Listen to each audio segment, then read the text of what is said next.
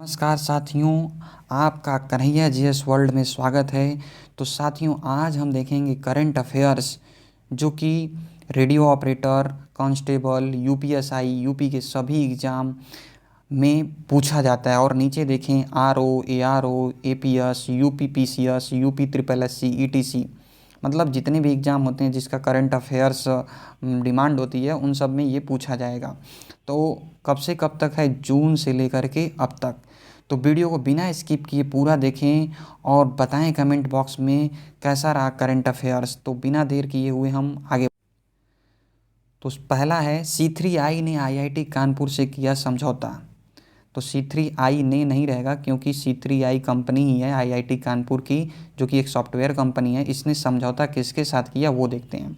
तो उत्तर प्रदेश के कानपुर स्थित आईआईटी की हाईटेक साइबर सुरक्षा लैब C3I हब ने 25 जून, डेट याद रखिएगा, 25 जून 2023 को तेलंगाना पुलिस से साइबर अपराध करने वाले अपराधियों को पकड़ने से लेकर के उसे सज़ा दिलाने तक में मदद करने का समझौता किया है। इसके अलावा आईआईटी देश को साइबर अटैक से सुरक्षित करने के लिए भारतीय प्रौद्योगिकी संस्थान के वैज्ञानिक लगातार नई तकनीकी पर आधारित सिस्टम या टूल्स विकसित कर रहे हैं। आगे देखते हैं, इस सिस्टम के पास साइबर अपराधों के सभी पैटर्न का डेटाबेस है जिसके आधार पर वो ऑटोमेटिक अपराध को अलग अलग वर्ग में बांट देते हैं। यानी ये जो साइबर अटैक हो रहा है, इसमें जितने भी क्राइम होते हैं, जितने भी अपराध होते हैं, तो उनके पास जो सॉफ्टवेयर कंपनी है उनके पास ऑलरेडी सबका डेटाबेस है और उसके आधार पर वो उनको वर्गों में डिवाइड कर देते हैं और पता लगा लेते हैं। यह सिस्टम वर्तमान अपराध और पुराने रिकॉर्ड के आधार पर पूरा एनालिसिस का रिपोर्ट देगा। आगे देखते हैं, शक्ति दीदी अभियान।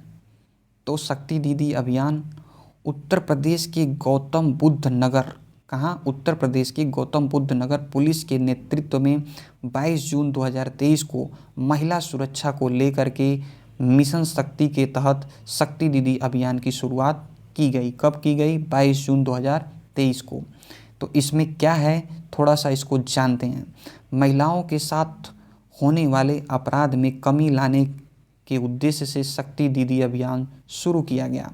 मिशन शक्ति के तहत शक्ति दीदी अभियान शुरू किया गया। किस मिशन के तहत? शक्ति मिशन के तहत, जिसमें गांव, शहर, सोसाइटी, सभी वर्ग की महिलाओं को जोड़ा जाएगा और महिलाओं को मिलने वाली सरकारी योजनाओं का लाभ भी महिलाओं को शक्ति दीदी योजना के तहत दिलाया जाएगा। आगे बढ़ते हैं, उत्तर प्रदेश सरकार ने लागू की LADCS प्रणाली। तो उत्तर प्रदेश सरकार ने 22 जून 2023 को, कब? 22 जून 2023 को प्रदेश की जनता को फ्री कानूनी सहायता देने के लिए और छोटे छोटे विवादों के समझौता के आधार पर निपटाने के लिए उत्तर प्रदेश राज्य विधिक सेवा प्राधिकरण के तहत 2 वर्षों के लिए कानूनी सहायता रक्षा परामर्श प्रणाली को लागू किया। कितने वर्षों के लिए? 2 वर्षों के लिए, ठीक है। तो कानूनी सहायता रक्षा परामर्श प्रणाली को क्या बोलते हैं? LADCS, ठीक है। इसमें क्या होगा? आपराधिक मामलों में सार्वजनिक रक्षक प्रणाली की तर्ज पर आमजन मतलब जो आम नागरिक हैं को कानूनी सहायता प्रदान की जा सकेगी। LADCS को लागू करने का उद्देश्य समाज के कमज़ोर वर्गों को प्रभावी और कुशल कानूनी सेवाएं प्रदान करना है। यह पात्र व्यक्तियों को आपराधिक मामलों में गुणात्मक और सक्षम कानूनी सेवाएं भी प्रदान करेगा और किसी व्यक्ति द्वारा किए जा रहे अवैध व्यापार से पीड़ित इसका सीधा लाभ ले सकते हैं। यानी कोई व्यापारी है, किसी को ठग रहा है या किसी भी माध्यम से वो पीड़ित इंसान इसका लाभ ले सकता है जो व्यापार के माध्यम से उसको हुआ है। आगे बढ़ते हैं, कानपुर में गंगा सबसे अधिक प्रदूषित। उत्तर प्रदेश प्रदूषण नियंत्रण बोर्ड ने 21 जून 2023 को गंगा, यमुना समेत प्रदेश की सभी नदियों की रिपोर्ट जारी की, जिसमें बताया गया कि कानपुर में गंगा सबसे अधिक प्रदूषित है। कानपुर के डाउन स्ट्रीम जाना गांव के समीप गंगा में बीओडी का मतलब बायोलॉजिकल ऑक्सीजन डिमांड 4.60 मिलीग्राम प्रति लीटर है। ठीक है, एक बार इसको दोबारा देखते हैं। कानपुर के डाउन स्ट्रीम जाना गांव, कौन सा गांव? जाना गांव के समीप गंगा में बायोलॉजिकल ऑक्सीजन डिमांड 4.60 मिलीग्राम प्रति लीटर है। यहीं गंगा में टोटल कॉलीफॉर्म 20,000 और फीकल कॉलीफॉर्म 17,000 पाया गया। कितना पाया गया? टोटल कॉलीफॉर्म 20,000 और फीकल कॉलीफॉर्म 17,000 पाया गया। वहीं प्रयागराज के संगम क्षेत्र में गंगा का बीओडी अधिकतम 2.90 मिलीग्राम प्रति लीटर मिला। गंगा से मिलने वाली वरुणा नदी का प्रदूषण खतरनाक स्तर पर बताया गया। इसके अलावा वाराणसी में गंगा में मिलने से पहले वरुणा का बीओडी 12.40 यानी 12.40 मिलीग्राम प्रति लीटर मिला। यमुना आगरा से हमीरपुर तक सबसे प्रदूषित है। यमुना आगरा से लेकर के हमीरपुर तक सबसे यानी बहुत ज़्यादा प्रदूषित है। वहीं इटावा में यमुना का बीओडी लेवल 16.80 यानी 16.80 मिलीग्राम प्रति लीटर है, जबकि डीओ 5.80 मिलीग्राम प्रति लीटर पाया गया। बुलंदशहर में हिंडन नदी का बीओडी 54 मिलीग्राम प्रति लीटर पाया गया। कितना? 54 मिलीग्राम प्रति लीटर। कहाँ पर? बुलंदशहर में हिंडन नदी का बीओडी। हिंडन नदी सहारनपुर से नोएडा तक काली नदी से अधिक प्रदूषित है। कौन सी नदी? हिंडन नदी सहारनपुर से लेकर के नोएडा तक काली नदी से सबसे ज़्यादा प्रदूषित है। आगे बढ़ते हैं। उत्तर प्रदेश में खुलेगा पहला हेरिटेज पार्क व rail coach restaurant. Agra cantt railway station road पर उत्तर मध्य रेलवे और उत्तर प्रदेश का पहला रेल कोच रेस्टोरेंट और हेरिटेज पार्क का निर्माण किया जा रहा है। कहाँ किया जा रहा है? Agra cantt railway station road पर उत्तर मध्य रेलवे और उत्तर प्रदेश का पहला रेल कोच रेस्टोरेंट है और हेरिटेज पार्क का निर्माण किया जा रहा है। हेरिटेज पार्क व रेल कोच रेस्टोरेंट स्थापित होने से लोगों को रेलवे की हेरिटेज की जानकारी के साथ साथ स्वादिष्ट भोजन भी मिलेगा। वर्ष 2022 में रेलवे ने 2000 वर्ग मीटर जमीन पर रेल कोच रेस्टोरेंट बनाने का निर्णय लिया था। कब लिया था? तो 2022 में लिया था। ठीक है, कितने मीटर ज़मीन पर? 2000 वर्ग मीटर ज़मीन पर रेल कोच बनाने का रेल कोच रेस्टोरेंट बनाने का निर्णय लिया था। अलीगढ़ से पलवल तक ग्रीन फील्ड हाईवे बनाया जाएगा। कहाँ से कहाँ तक? अलीगढ़ से पलवल तक ग्रीन फील्ड हाईवे बनाया जाएगा। अलीगढ़ को हरियाणा और एनसीआर से जोड़ने वाली अलीगढ़ पलवल हाईवे पर वाहनों का भार कम करने के साथ ही लोगों की सुविधा के लिए ग्रीन फील्ड हाईवे बनाया जाएगा। ग्रीन फील्ड हाईवे बनाया जाएगा। कहाँ से कहाँ तक बनाया जाएगा? तो ये अलीगढ़ को हरियाणा और एनसीआर से जोड़ने वाले अलीगढ़ पलवल हाईवे पर वाहनों का भार कम करने के साथ ही लोगों की सुविधा के लिए ग्रीन फील्ड हाईवे बनाया जाएगा। यह हाईवे जो है वो क्या होगा? 6 लेन का होगा। कितना का होगा? 6 लेन का होगा। ठीक है, आगे देखते हैं। भारतीय राष्ट्रीय राजमार्ग प्राधिकरण NHAI ने अलीगढ़ से पलवल तक ग्रीनफील्ड हाईवे बनाने का प्रस्ताव तैयार किया। ठीक है, अलीगढ़ से लेकर पलवल तक। कहाँ से? अलीगढ़ से लेकर पलवल तक। ठीक, अलीगढ़ पलवल हाईवे 3 राज्यों को आपस में जोड़ता है। ठीक है, इस हाईवे से दिल्ली एनसीआर के लिए भी उत्तर प्रदेश की सीमा जुड़ती है, साथ ही हरियाणा की सीमा भी जुड़ती है। भारतीय राष्ट्रीय राजमार्ग प्राधिकरण NHAI यह भारत सरकार का एक उपक्रम है। इसका कार्य इसे सौंपे गए राष्ट्रीय राजमार्ग का विकास, रखरखाव और प्रबंधन करना है। ठीक, तो समझ में आ गया होगा कि भारतीय राष्ट्रीय राजमार्ग प्राधिकरण यानी NHAI क्या है। यूपी के सभी 75 जिलों में GEM वर्कशॉप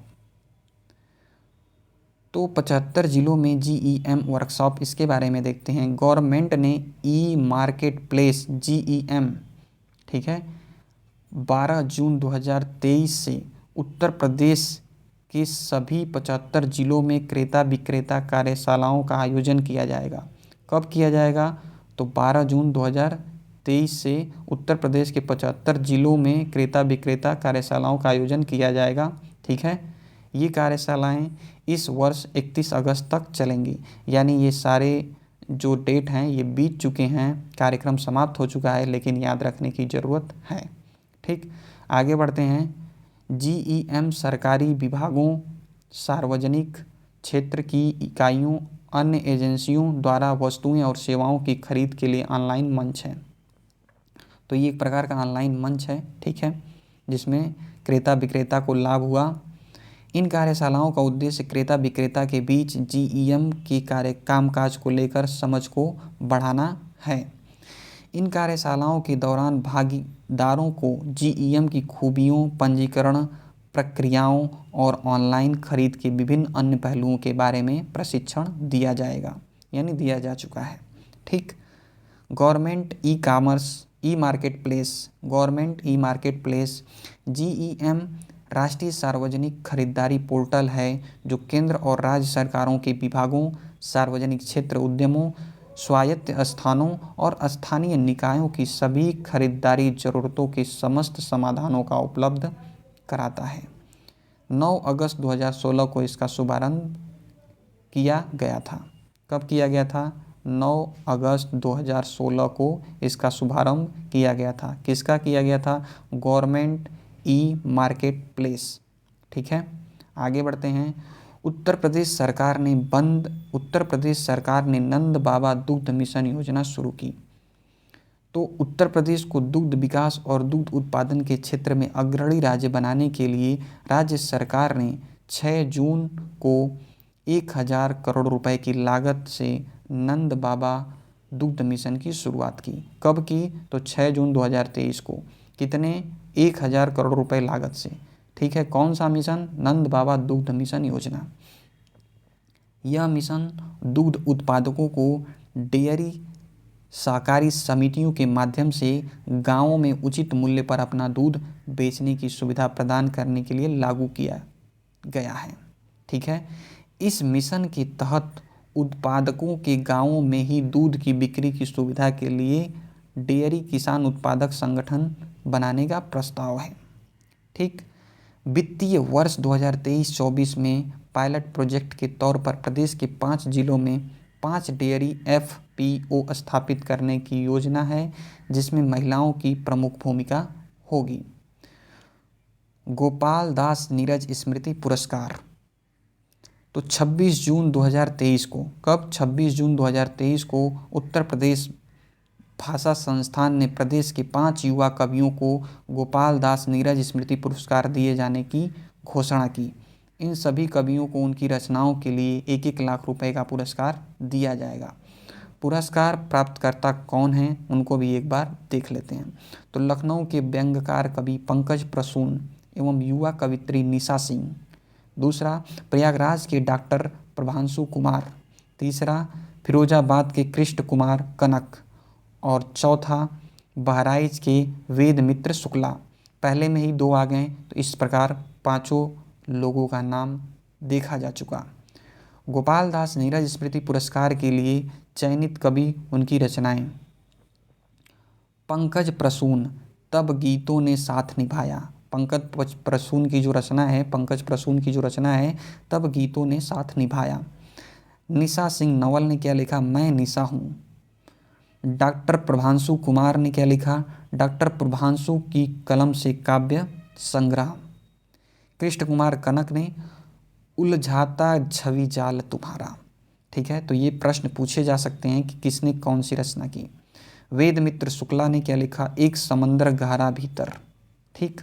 आगे बढ़ते हैं। तो कानपुर देश भर की खुफिया एजेंसियों से जुड़ेगा। पहली खबर हमने ऊपर देखा था कि तेलंगाना पुलिस से इन्होंने समझौता किया। अभी क्या है? कानपुर देश भर की सभी खुफिया एजेंसियों से जुड़ेगा। अपराधियों पर लगाम और सुरक्षा व्यवस्था को मजबूत करने के लिए उत्तर प्रदेश के कानपुर शहर को मैक यानी मल्टी एजेंसी सेंटर से जोड़ा गया। मैक MAC, ठीक है, मल्टी एजेंसी सेंटर से जोड़ा गया। मैक से जुड़ने के बाद IB, NIA, रा, ATS जैसी इंटेलिजेंस एजेंसियां सीधे इस शहर से इनपुट साझा कर सकेंगे। ठीक है, इसके अलावा इसके बारे में और देखते हैं। विदेशी आतंकवादियों की आवाजाही की जानकारियां प्राप्त कर एजेंसियों ने साझा करना है। ठीक है, मतलब उसी से जुड़ी हुई खबर है। कारगिल युद्ध के बाद मैक की स्थापना हुई थी। इसकी नोडल एजेंसियां IB को बनाया गया है। मैक की नोडल एजेंसी कौन है? IB यानी इंटेलिजेंस ब्यूरो। इसे UN यानी यूनाइटेड नेशन की CIC सेंट्रल इंटेलिजेंस एजेंसी के आधार पर बनाया गया है। वाराणसी में क्रूज वाटर टैक्सी के बाद अब मिलेगी रोपवे की सुविधा। तो उत्तर प्रदेश के वाराणसी में जाम की समस्या से निपटने और गंगा में जल परिवहन को बढ़ावा देने के लिए क्रूज और वाटर टैक्सी के बाद अब देश की पहली बार ट्रांसपोर्टेशन के लिए रोपवे संचालन शुरू होने जा रहे हैं। पहले चरण में रोपवे कैंट स्टेशन से करीब 4 किलोमीटर को पूरा किया जाएगा। दूसरे चरण में BHU और सारनाथ को जोड़ा जाएगा। 18 माह में पूरा होने वाला रोपवे प्रोजेक्ट देश का पहला प्रोजेक्ट है जो शहरी परिवहन का हिस्सा होगा। ठीक है, आगे बढ़ते हैं। IIT कानपुर ने तैयार किया आत्मघाती ड्रोन। IIT कानपुर ने तैयार किया आत्मघाती ड्रोन। तो दुश्मनों की खोज खबर की जानकारी देने वाले ड्रोन के सफल संचालन के बाद अब IIT कानपुर ने आत्मघाती ड्रोन तैयार किया। यह ड्रोन दुश्मन के ठिकाने पर जाकर खुद ही फट जाएगा। यह आत्मघाती ड्रोन भारतीय सीमा को 100 किलोमीटर की दूरी तय कर वार कर सकता है। भारतीय सीमा से कितनी किलोमीटर की दूरी? 100 किलोमीटर की दूरी तय करके वार कर सकता है। 100 किलोमीटर पहुंचने से इसे 40 मिनट का समय लगेगा, यानी 100 किलोमीटर की दूरी ये 40 मिनट में तय कर देगा। दुश्मनों की रडार में न आने के लिए इसे स्टेल्थ तकनीकी का प्रयोग किया गया है, यानी दुश्मन रडार से इसे भाप न सके, इसके लिए इसमें स्टेल्थ तकनीकी का प्रयोग किया गया है। यह ड्रोन रिमोट से नियंत्रित के अलावा सेल्फ नियंत्रित भी किया जा सकता है। यह ड्रोन स्वदेशी तकनीकी से विकसित है। यह आर्टिफिशियल इंटेलिजेंस तकनीकी पर काम करता है, यानी आर्टिफिशियल इंटेलिजेंस स्वयं में इसमें डिसीजन लेने की भी क्षमता है। AI तकनीकी की मदद से यह ड्रोन GPS ब्लॉक होने के बाद भी टारगेट को नष्ट कर सकता है, यानी AI है, खुद डिसीजन ले सकता है। तो बाय द वे अगर GPS ब्लॉक भी हो जाता है तो ये टारगेट को नष्ट कर सकता है। ठीक है, और इसमें एक चीज़ और ध्यान देने की बात है कि इसको आत्मघाती यानी सुसाइडल क्यों बोला गया है, क्योंकि ये ख़त्म करके भी दुश्मन के अड्डों को समाप्त कर देगा। ठीक है, वाराणसी में 12,100 करोड़ रुपए, वाराणसी में 12,100 करोड़ रुपए से अधिक की विकास परियोजनाओं का उद्घाटन। तो प्रधानमंत्री नरेंद्र मोदी ने 7 जुलाई 2023 को उत्तर प्रदेश की वाराणसी में 12,100 करोड़ रुपए से अधिक की कई विकास परियोजनाओं का उद्घाटन और शिलान्यास किया। प्रधानमंत्री ने डेडिकेटेड फ्रेट कॉरिडोर की Pandit Deendayal Upadhyay junction Sonnagar railway line का शिलान्यास किया। प्रधानमंत्री ने 3 रेलवे लाइनों का भी शिलान्यास किया, जिनका 990 करोड़ रुपए से भी ज़्यादा लागत से विद्युतीकरण या दोहरीकरण किया गया। इनमें गाजीपुर शहर Aunrihar rail line, Aunrihar Jaunpur rail line और भटनी औड़िहार रेल लाइन भी शामिल हैं। ठीक है, यानी ये जो जंक्शन है औड़िहार, ठीक है, गाजीपुर औड़िहार जौनपुर भटनी औड़िहार रेल लाइन भी इसमें शामिल हैं। इन परियोजनाओं में उत्तर प्रदेश में रेलवे लाइनों के 100% विद्युतीकरण में मदद मिली। प्रधानमंत्री ने जल जीवन मिशन के तहत 192 ग्रामीण पेयजल योजनाओं की आधारशिला भी रखी। उत्तर प्रदेश के 15 जिलों में आवासीय संस्कृत विद्यालय स्थापित किए जाएंगे। कितनी अच्छी बात है कि उत्तर प्रदेश के 15 जिलों में आवासीय संस्कृत विद्यालय स्थापित किए जाएंगे। ठीक है, उत्तर प्रदेश के 15 जनपद में नवीन उत्तर मध्यमा आवासीय संस्कृत विद्यालयों की स्थापना की जाएगी। धार्मिक स्थलों के रूप में विकसित किए जा रहे जनपदों में संस्कृत भाषा के उन्नयन पर जोर देने के लिए संस्कृत विद्यालयों की स्थापना किया जा रहा है। ठीक है, यानी धार्मिक स्थल जो हमारे यूपी में हैं उनको बढ़ावा देने के लिए, और संस्कृत जो भाषा है जो कहीं न कहीं आज विलुप्त होती नज़र आ रही है, लोग संस्कृत सीखना नहीं चाहते हैं या लोगों को संस्कृत समझ में नहीं आ रही है, जबकि हमारे जितने भी शास्त्र हैं, ग्रंथ हैं, सारे संस्कृत में लिखे हुए हैं और उन्हीं से सब कुछ निकला हुआ है। यहाँ तक कि कई बार बोला जाता है जितने भी आज हम खोज देख रहे हैं वो भी हमारे शास्त्रों, हमारे ऋषि मुनियों की देन है। ठीक है, इसीलिए संस्कृत को जगह जगह सिखाने का अभ्यास यानी 15 जनपदों में किया जाएगा ताकि हम संस्कृत को समझ सकें, उनको बढ़ावा दे सकें। ये विद्यालय कहाँ कहाँ रहेंगे उसको देखते हैं। ये विद्यालय मथुरा, एटा, वाराणसी, रायबरेली, सहारनपुर, मुजफ्फरनगर, शामली, जालौन, अमेठी, मुरादाबाद, हरदोई, गोरखपुर, अयोध्या, प्रयागराज, चित्रकूट जनपद में खोले जाएंगे। ठीक है, खोले जाएंगे। मैं भी संस्कृत सीखूंगा क्योंकि संस्कृत बड़ा मज़ा आता है पढ़ने में। पारंपरिक विषयों के साथ आधुनिक विषयों एवं एनसीईआरटी के पाठ्यक्रम का समावेश करते हुए संस्कृत शिक्षा पर बल देने के लिए इनकी स्थापना की जा रही है। एक बार दोबारा से देखिएगा, पारंपरिक विषयों के साथ, जो परंपराओं में अभी विषय चल रहे हैं के साथ, और आधुनिक विषयों के साथ एवं एनसीईआरटी के पाठ्यक्रम का समावेश करते हुए संस्कृत शिक्षा पर बल देने की स्थापना की जा रही है। यानी सब कुछ चलेगा, साथ में संस्कृत भी चलेगा। ठीक है, क्योंकि हमारे बाबा जी योगी बाबा जी हैं। ठीक है, चंबल सेंचुरी को डॉल्फिन सेंचुरी के रूप में मान्यता प्रस्तावित। राष्ट्रीय जलीय जीव डॉल्फिन के संरक्षण के लिए चंबल सेंचुरी को डॉल्फिन सेंचुरी के रूप में मान्यता के लिए राज्य सरकार को प्रस्ताव भेजा गया। ठीक है, डॉल्फिन सेंचुरी के लिए इटावा स्थित राष्ट्रीय चंबल सेंचुरी के शासो क्षेत्र का चयन किया गया है। इटावा स्थित चंबल सेंचुरी के शासों के 20 किलोमीटर क्षेत्र में बड़ी संख्या में डॉल्फिन पाई जाती हैं। वर्ष 1979 यानी 1979 में घोषित हुए राष्ट्रीय चंबल अभ्यारण्य 635 वर्ग किलोमीटर प्रति क्षेत्रफल में फैला है। यह मध्य प्रदेश, राजस्थान व उत्तर प्रदेश 3 राज्यों को जोड़ता है। डॉल्फिन सफारी के लिए भारत सरकार ने वाराणसी और चंबल 2 स्थानों की प्रमुखता दी है। ठीक, डॉल्फिन, गंगा नदी में पाई जाने वाली डॉल्फिन भारत की राष्ट्रीय जलीय जीव है। ठीक है, अगर भारत में राष्ट्रीय जलीय जीव की बात की जाए तो डॉल्फिन का नाम आता है। गंगा डॉल्फिन को वर्ष 2009 में भारत सरकार ने राष्ट्रीय जलीय जीव के रूप में मान्यता दिया था। डॉल्फिन को, गंगा डॉल्फिन को यानी भारत सरकार ने 2009 में क्या मान्यता दिया था कि ये राष्ट्रीय जलीय जीव है। आगे बढ़ते हैं दोस्तों। उत्तर प्रदेश के 4 शहरों में बनेंगे नए सॉफ्टवेयर टेक्नोलॉजी पार्क। नए सॉफ्टवेयर टेक्नोलॉजी पार्क केंद्र और राज्य की संयुक्त पहल के तहत आगरा, बरेली, गोरखपुर, वाराणसी, कौन कौन 4 शहर हैं, आगरा, बरेली, गोरखपुर, वाराणसी में भी नए सॉफ्टवेयर पार्क स्थापित करने की मंजूरी दी गई है। सॉफ्टवेयर सेक्टर के लिए केंद्र के सहयोग से उत्तर प्रदेश सरकार द्वारा 4 और शहरों में सॉफ्टवेयर टेक्नोलॉजी पार्क की स्थापना की जा रही है। इन शहरों में सॉफ्टवेयर पार्क खोलने का उद्देश्य युवाओं को रोजगार उपलब्ध कराने के अलावा सॉफ्टवेयर निर्यात की तेजी लाना भी है।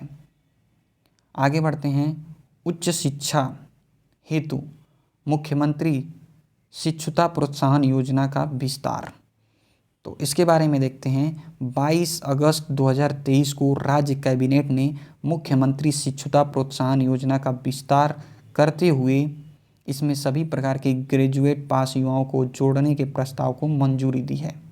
कब की है? तो 22 अगस्त 2023 को।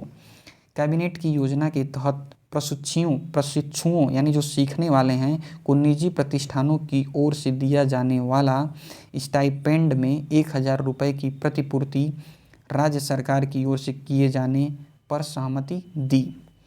इस योजना में स्टाइपेंड की राशि को बढ़ा करके प्रति माह 9,000 रुपये किया जाएगा। इस राशि में 50% भारत सरकार, 50% संबंधित संस्थान देंगे। ठीक है, तो 50% कौन देगा? भारत सरकार देगा, और 50% जो संस्थान होगा वो देगा। अब संस्थान की ओर से दी जाने वाली राशि में अतिरिक्त 1,000 रुपये प्रदेश सरकार देगी। ठीक है, तो भारत सरकार तो 50% देगी, उसमें साथ ही संस्थान से दी जाने वाली राशि के अतिरिक्त 1,000 रुपये जो प्रदेश की सरकार होगी वो देगी। उत्तर प्रदेश के 17 नगर निगम वाले शहरों में खोले जाएंगे दीदी कैफ़े। ठीक है, तो शहरी आजीविका मिशन के तहत प्रदेश के 17 नगर निगम वाले शहरों में दीदी कैफ़े खोले जाएंगे। वाराणसी की तर्ज पर सरकारी कार्यालयों में खोले जाने वाले दीदी कैफ़े में मिलने वाली खाद्य सामग्री की कीमत कम रहेगी। दीदी कैफ़े शुरू करने का मुख्य उद्देश्य शहरी गरीब सहायता समूहों से जुड़ी है। महिलाओं को रोजगार के अवसर उपलब्ध कराना है। अभी हमने दीदी ऊपर मिशन देखा था, उसी के तहत लगभग है।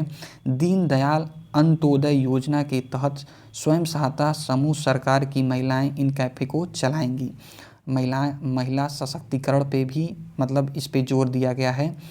प्रथम चरण में यह कैफ़े कहाँ कहाँ खुलेगा? तो लखनऊ, कानपुर, गाज़ियाबाद, आगरा, अलीगढ़, बरेली, मेरठ, मुरादाबाद, सहारनपुर, प्रयागराज, गोरखपुर, वाराणसी, अयोध्या, झांसी, फिरोजाबाद, शाहजहांपुर और मथुरा, वृंदावन में खोले जाएंगे। उत्तर प्रदेश पुलिस का एंथम सॉन्ग लॉन्च। तो उत्तर प्रदेश पुलिस का एंथम सॉन्ग लॉन्च हो गया है। 16 अगस्त 2023 को उत्तर प्रदेश पुलिस के एंथम सॉन्ग को सोशल मीडिया के सभी महत्वपूर्ण प्लेटफॉर्म्स पर जारी किया गया। चट्टानों की जिद पिघला दी, बाजू को आग बनाया है, कांधे पर सितारे नहीं हमने यूपी का मान सजाया है। उत्तर प्रदेश पुलिस ने यह एंथम सॉन्ग जारी किया है। एक बार दोबारा देखते हैं। चट्टानों की जिद पिघला दी, बाजू को आग बनाया है। चट्टानों की जिद पिघला दी, बाजू को आग बनाया है, कांधे पर सितारे हमने यूपी का मान सजाया है। कांधे पर सितारे नहीं हमने यूपी का मान सजाया है। तो ये उत्तर प्रदेश पुलिस ने यह एंथम सॉन्ग जारी किया है। कब किया है? तो 16 अगस्त 2023 को। इस गाने को गीतकार जो हैं रितेश रजवाड़ा। तो रितेश रजवाड़ा, ये क्वेश्चन बहुत ही इम्पोर्टेंट है। रितेश रजवाड़ा ने लिखा है, जबकि कुंवर आसिफ ने इसे गाया है। लिखा किसने? रितेश रजवाड़ा। गाया किसने? कुंवर आसिफ। प्रदेश के 9 धरोहरों को मिलेगा हेरिटेज होटल का लुक। तो प्रदेश की धरोहरों भवनों को निजी क्षेत्र के सहयोग से विरासत पर्यटन के लिए विकसित करने हेतु राज्य सरकार ने प्रदेश के 9 धरोहरों को हेरिटेज होटल के रूप में देने की तैयारी शुरू की है। राज्य सरकार ने लखनऊ की 76 मंजिल कोठी गुलिस्तान-ए-इरम, कोठी दर्शन विलास और कोठी रोशनुद्दौला, मिर्ज़ापुर के चुनार का किला, झांसी का बरुआ सागर किला, मथुरा का बरसाना जल महल, कानपुर का शुक्ला तालाब और बिठूर की टिकैत राय बारादरी को विरासत पर्यटन के लिए होटल के रूप में देने की तैयारी की है। एक बार दोबारा देखते हैं। लखनऊ की 76 मंजिल कोठी गुलिस्तान-ए-इरम, कोठी दर्शन विलास, कोठी रोशनुद्दौला, मिर्ज़ापुर के चुनार का किला, झांसी का बरुआ सागर किला, मथुरा का बरसाना जल महल, कानपुर का शुक्ला तालाब और बिठूर की टिकैत राय बारादरी को विरासत पर्यटन के लिए होटल के रूप में देने की तैयारी की गई है। ये 9 धरोहर हैं। ठीक, को गोंडा के वनटांगिया ग्राम प्रशिक्षण केंद्र स्थापित करने की योजना। उत्तर प्रदेश सरकार वनटांगिया समुदाय के सदस्यों के कौशल को निखारने के लिए गोंडा जिले के वनटांगिया ग्राम प्रशिक्षण केंद्र यानी वनटांगिया विलेज ट्रेनिंग सेंटर यानी VVTC स्थापित कर रही है। इस पहल का उद्देश्य समुदाय के युवाओं और महिलाओं के लिए रोजगार का अवसर पैदा करना है। इसका उद्देश्य एक बार दोबारा सुनिए। इसका उद्देश्य समुदाय के युवाओं और महिलाओं के लिए रोजगार के अवसर पैदा करना है। प्रथम चरण में कौशल विकास हेतु जिले के नवाबगंज और मनकापुर ब्लॉक के 4 गांवों में वनटांगिया ग्राम प्रशिक्षण केंद्र स्थापित किया जा रहा है। इनमें 2 प्रशिक्षण केंद्र 21 अगस्त 2023 को नवाबगंज ब्लॉक के रामगढ़ वनटांगिया गांव और महेशपुर वनटांगिया गांव में स्थापित किया गया। शीघ्र ही मनकापुर ब्लॉक के अशरफाबाद और बुटहनी वनटांगिया गांवों में भी ऐसे 2 केंद्र स्थापित किए जाएंगे। अयोध्या में मंदिर संग्रहालय का निर्माण। तो उत्तर प्रदेश सरकार ने हाल ही में भारतीय मंदिरों की स्थापत्य और विरासत वैज्ञानिक पहलुओं को प्रदर्शित करने के लिए अयोध्या में एक मंदिर संग्रहालय बनाने की घोषणा की है। तो 22 जनवरी 2024 को तो जा ही रहेंगे आप लोग। संग्रहालय देश भर के हिंदू मंदिरों और गौरवशाली इतिहास बताएगा और सनातन की समग्र संस्कृति को प्रतिबिंबित करेगा। प्रस्तावित संग्रहालय अयोध्या में 5 एकड़ में बनाया जाएगा और इसे 12 दीर्घाओं में विभाजित किया जाएगा। यूपी सरकार ने स्वतंत्रता दिवस पर 1.5 करोड़ परिवारों यानी 1.5 करोड़ परिवारों को नल से जोड़ा। उत्तर प्रदेश सरकार ने 15 अगस्त 2023 को केंद्र सरकार के जल जीवन मिशन के तहत 1.5 करोड़ ग्रामीण परिवारों को नल से जोड़ा। एक बार दोबारा देखते हैं तो उत्तर प्रदेश सरकार ने 15 अगस्त 2023 को केंद्र सरकार के जल जीवन मिशन के तहत 1.5 करोड़ ग्रामीण परिवारों को जो है वो नल से जोड़ा। जल जीवन मिशन की हर घर जल योजना के तहत प्रतिदिन 40,000 से अधिक नल कनेक्शन दिए जा रहे हैं। तो प्रतिदिन कितने कनेक्शन दिए जा रहे हैं? 40,000। उत्तर प्रदेश में एक दिन में सर्वाधिक नल कनेक्शन देने वाला राज्य बन गया। उत्तर प्रदेश जो है वो एक दिन में सर्वाधिक नल कनेक्शन देने वाला राज्य बन गया। आगे बढ़ते हैं। ग्रेटर नोएडा में अंतर्राष्ट्रीय व्यापार प्रदर्शनी आयोजित। तो राष्ट्रपति श्रीमती द्रौपदी मुर्मू ने, राष्ट्रपति जो हमारी हैं श्रीमती द्रौपदी मुर्मू 21 सितंबर 2023 को ग्रेटर नोएडा में उत्तर प्रदेश की पहली अंतर्राष्ट्रीय व्यापार प्रदर्शनी का उद्घाटन किया। कब किया? 21 सितंबर 2023 को। यह प्रदर्शनी 21 सितंबर से 25 सितंबर तक ही आयोजित रहेगा, यानी हो चुका है। 5 दिवसीय इस व्यापार मेले में 2000 से अधिक उत्पादकों और 300 ब्रांड ने भाग लिया था। इस अंतर्राष्ट्रीय व्यापार प्रदर्शनी से राज्य के निर्माताओं और उद्यमियों के लिए राष्ट्रीय और अंतर्राष्ट्रीय बाजारों में अपनी पहुंच स्थापित करने में मदद मिलेगी। 66 देशों के 400 अधिक खरीदारों ने इस व्यापार प्रदर्शनी में भाग लिया था। कितने देशों? 66 देशों ने भाग लिया था और 400 से अधिक खरीदारों ने। ठीक है। इस एक जनपद एक उत्पाद योजना के साथ 54 जीआई उत्पाद भी इस आयोजन में प्रदर्शित किए गए। नेक्स्ट देखते हैं। बुंदेलखंड औद्योगिक विकास प्राधिकरण की स्थापना को मंजूरी। तो 12 सितंबर 2023, कब? 12 सितंबर 2023 को उत्तर प्रदेश सरकार द्वारा बुंदेलखंड औद्योगिक विकास प्राधिकरण यानी BIDA Bundelkhand industrial development authority के संगठन को मंजूरी दे दी गई है। उत्तर प्रदेश की $1 ट्रिलियन की अर्थव्यवस्था बनाने में यह पहल महत्वपूर्ण मानी जा रही है। इसके माध्यम से इस क्षेत्र में औद्योगिक टाउनशिप को स्थापित किया जाएगा। इस औद्योगिक टाउनशिप को न्यू ओखला औद्योगिक विकास प्राधिकरण की तर्ज पर विकसित किया जाने की योजना है। प्रस्तावित औद्योगिक टाउनशिप परियोजना के पहले चरण में झांसी जिले के 33 राजस्व गांवों को शामिल किया जाएगा। पहले चरण में इन गांवों की 35,000 एकड़ को शामिल कर टाउनशिप को विकसित किया जाएगा। क्षेत्रीय भाषाओं में डिक्शनरी। तो हाल ही में उत्तर प्रदेश बेसिक शिक्षा विभाग के द्वारा प्रदान की गई जानकारी के अनुसार उत्तर प्रदेश राज्य शिक्षा संस्थान द्वारा भोजपुरी, अवधी, ब्रज, बुंदेलखंडी जैसी राज्य की क्षेत्रीय बोलियों भाषाओं में शब्दकोश तैयार किया जा रहा है। यह शब्दकोश 4 खंडों में प्रकाशित किया जा रहा है। इसमें 76,000 शब्दों को शामिल किया गया है। कितना? 76,000। कितने खंडों में? 4 खंडों में। यह राज्य में क्षेत्रीय बोलियों भाषाओं में तैयार की जाने वाली अपनी तरह की प्रथम पहल है। इस पहल का उद्देश्य भाषाई बाधाओं को दूर करते हुए राज्य की क्षेत्रीय बोलियों की संरक्षित करना है और बढ़ावा देना है। यानी हमारे जो राज्य की जो भाषाएं हैं, हमारे क्षेत्रीय भाषाएं हैं, उनको बढ़ावा देना है और कम्युनिकेशन स्किल्स को बढ़ावा देना है ताकि लोग एक दूसरे को अच्छी तरीके से समझ सकें। यह पहल नई राष्ट्रीय शिक्षा नीति यानी NEP नेशनल एजुकेशन पॉलिसी 2020 के अनुरूप है।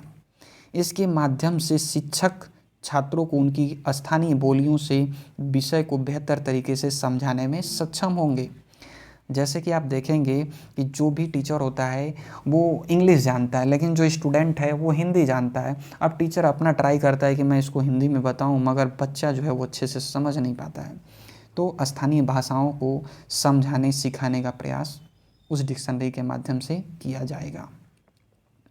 कवि अरुण कमल को निराला स्मृति सम्मान। तो वर्ष 2023 का निराला स्मृति सम्मान समकालीन कविता के कवि अरुण कमल को दिए जाने की घोषणा की गई है। कवि अरुण कमल को यह सम्मान छायावादी महाकवि सूर्यकांत त्रिपाठी निराला प्रकृति प्रेमी कवि पुण्यतिथि 15 अक्टूबर को प्रदान किया जाएगा। यह सम्मान महाकवि निराला की चेतना, विचारधारा और उनकी रचनात्मक परंपरा से जुड़ने वाले रचनाकार को दिया जाता है।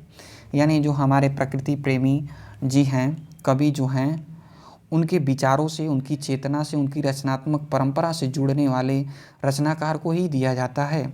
वर्ष 1980 में कवि अरुण की पहली पुस्तक अपनी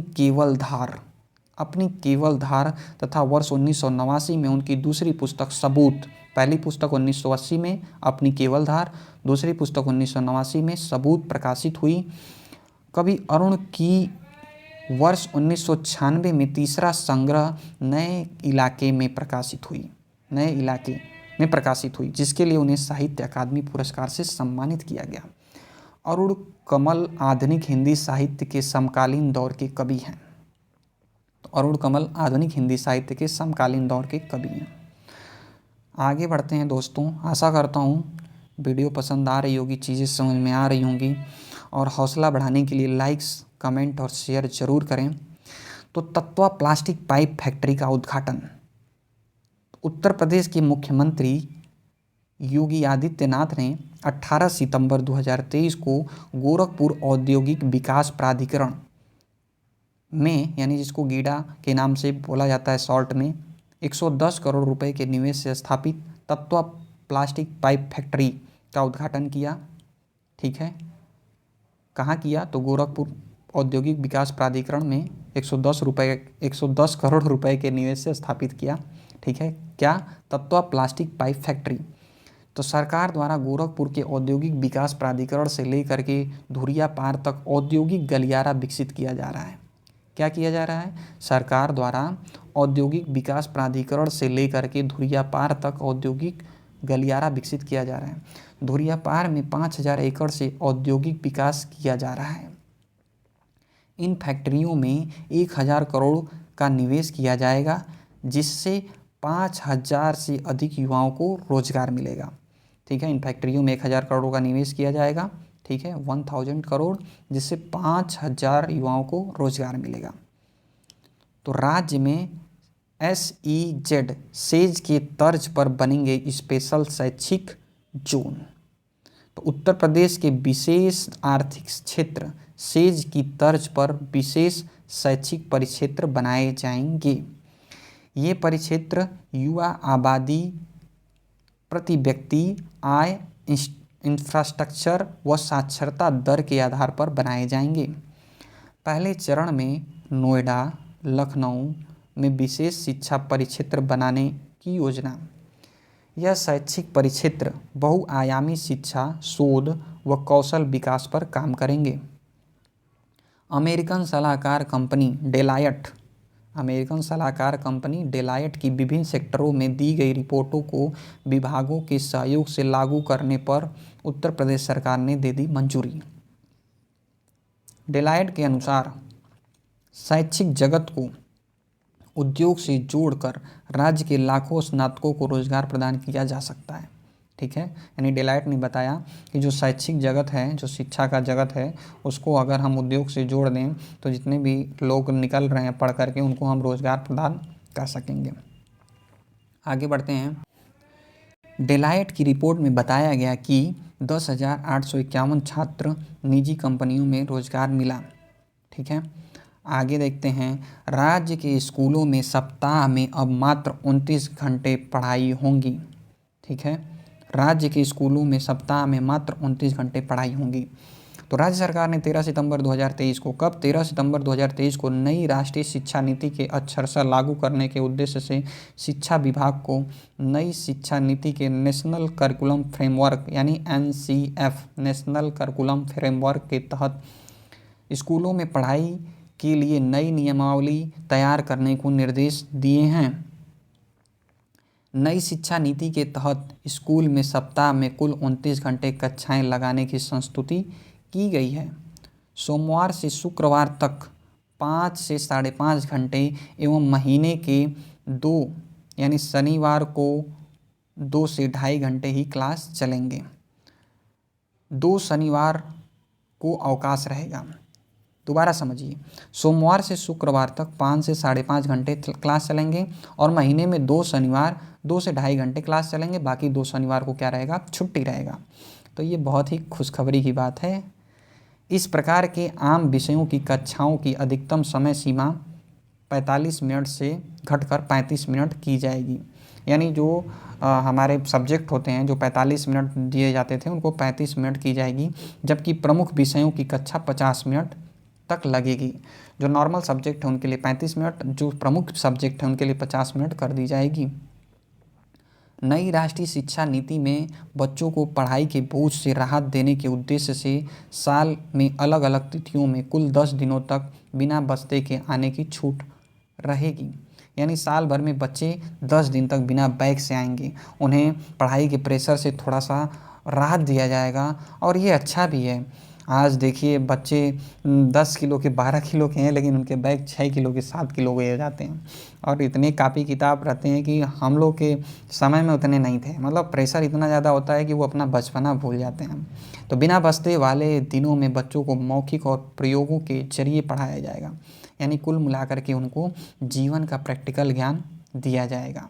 ठीक, आगे बढ़ते हैं। लखनऊ, आगरा, वाराणसी में बनेंगे यूनिटी मॉल। ठीक है, लखनऊ, आगरा, वाराणसी में बनेंगे यूनिटी मॉल। तो केंद्र सरकार द्वारा उत्तर प्रदेश को कुल 3 यूनिटी मॉल देने की घोषणा के बाद इस पर काम शुरू हो गया। केंद्र सरकार ने उत्तर प्रदेश को कुल 3 यूनिटी मॉल दिए। कहाँ कहाँ पे? लखनऊ, आगरा, वाराणसी। ठीक है, भारत सरकार के केंद्रीय बजट 2023-24 में देश के समस्त राज्यों में यूनिटी मॉल की स्थापना किए जाने का प्रावधान किया गया था।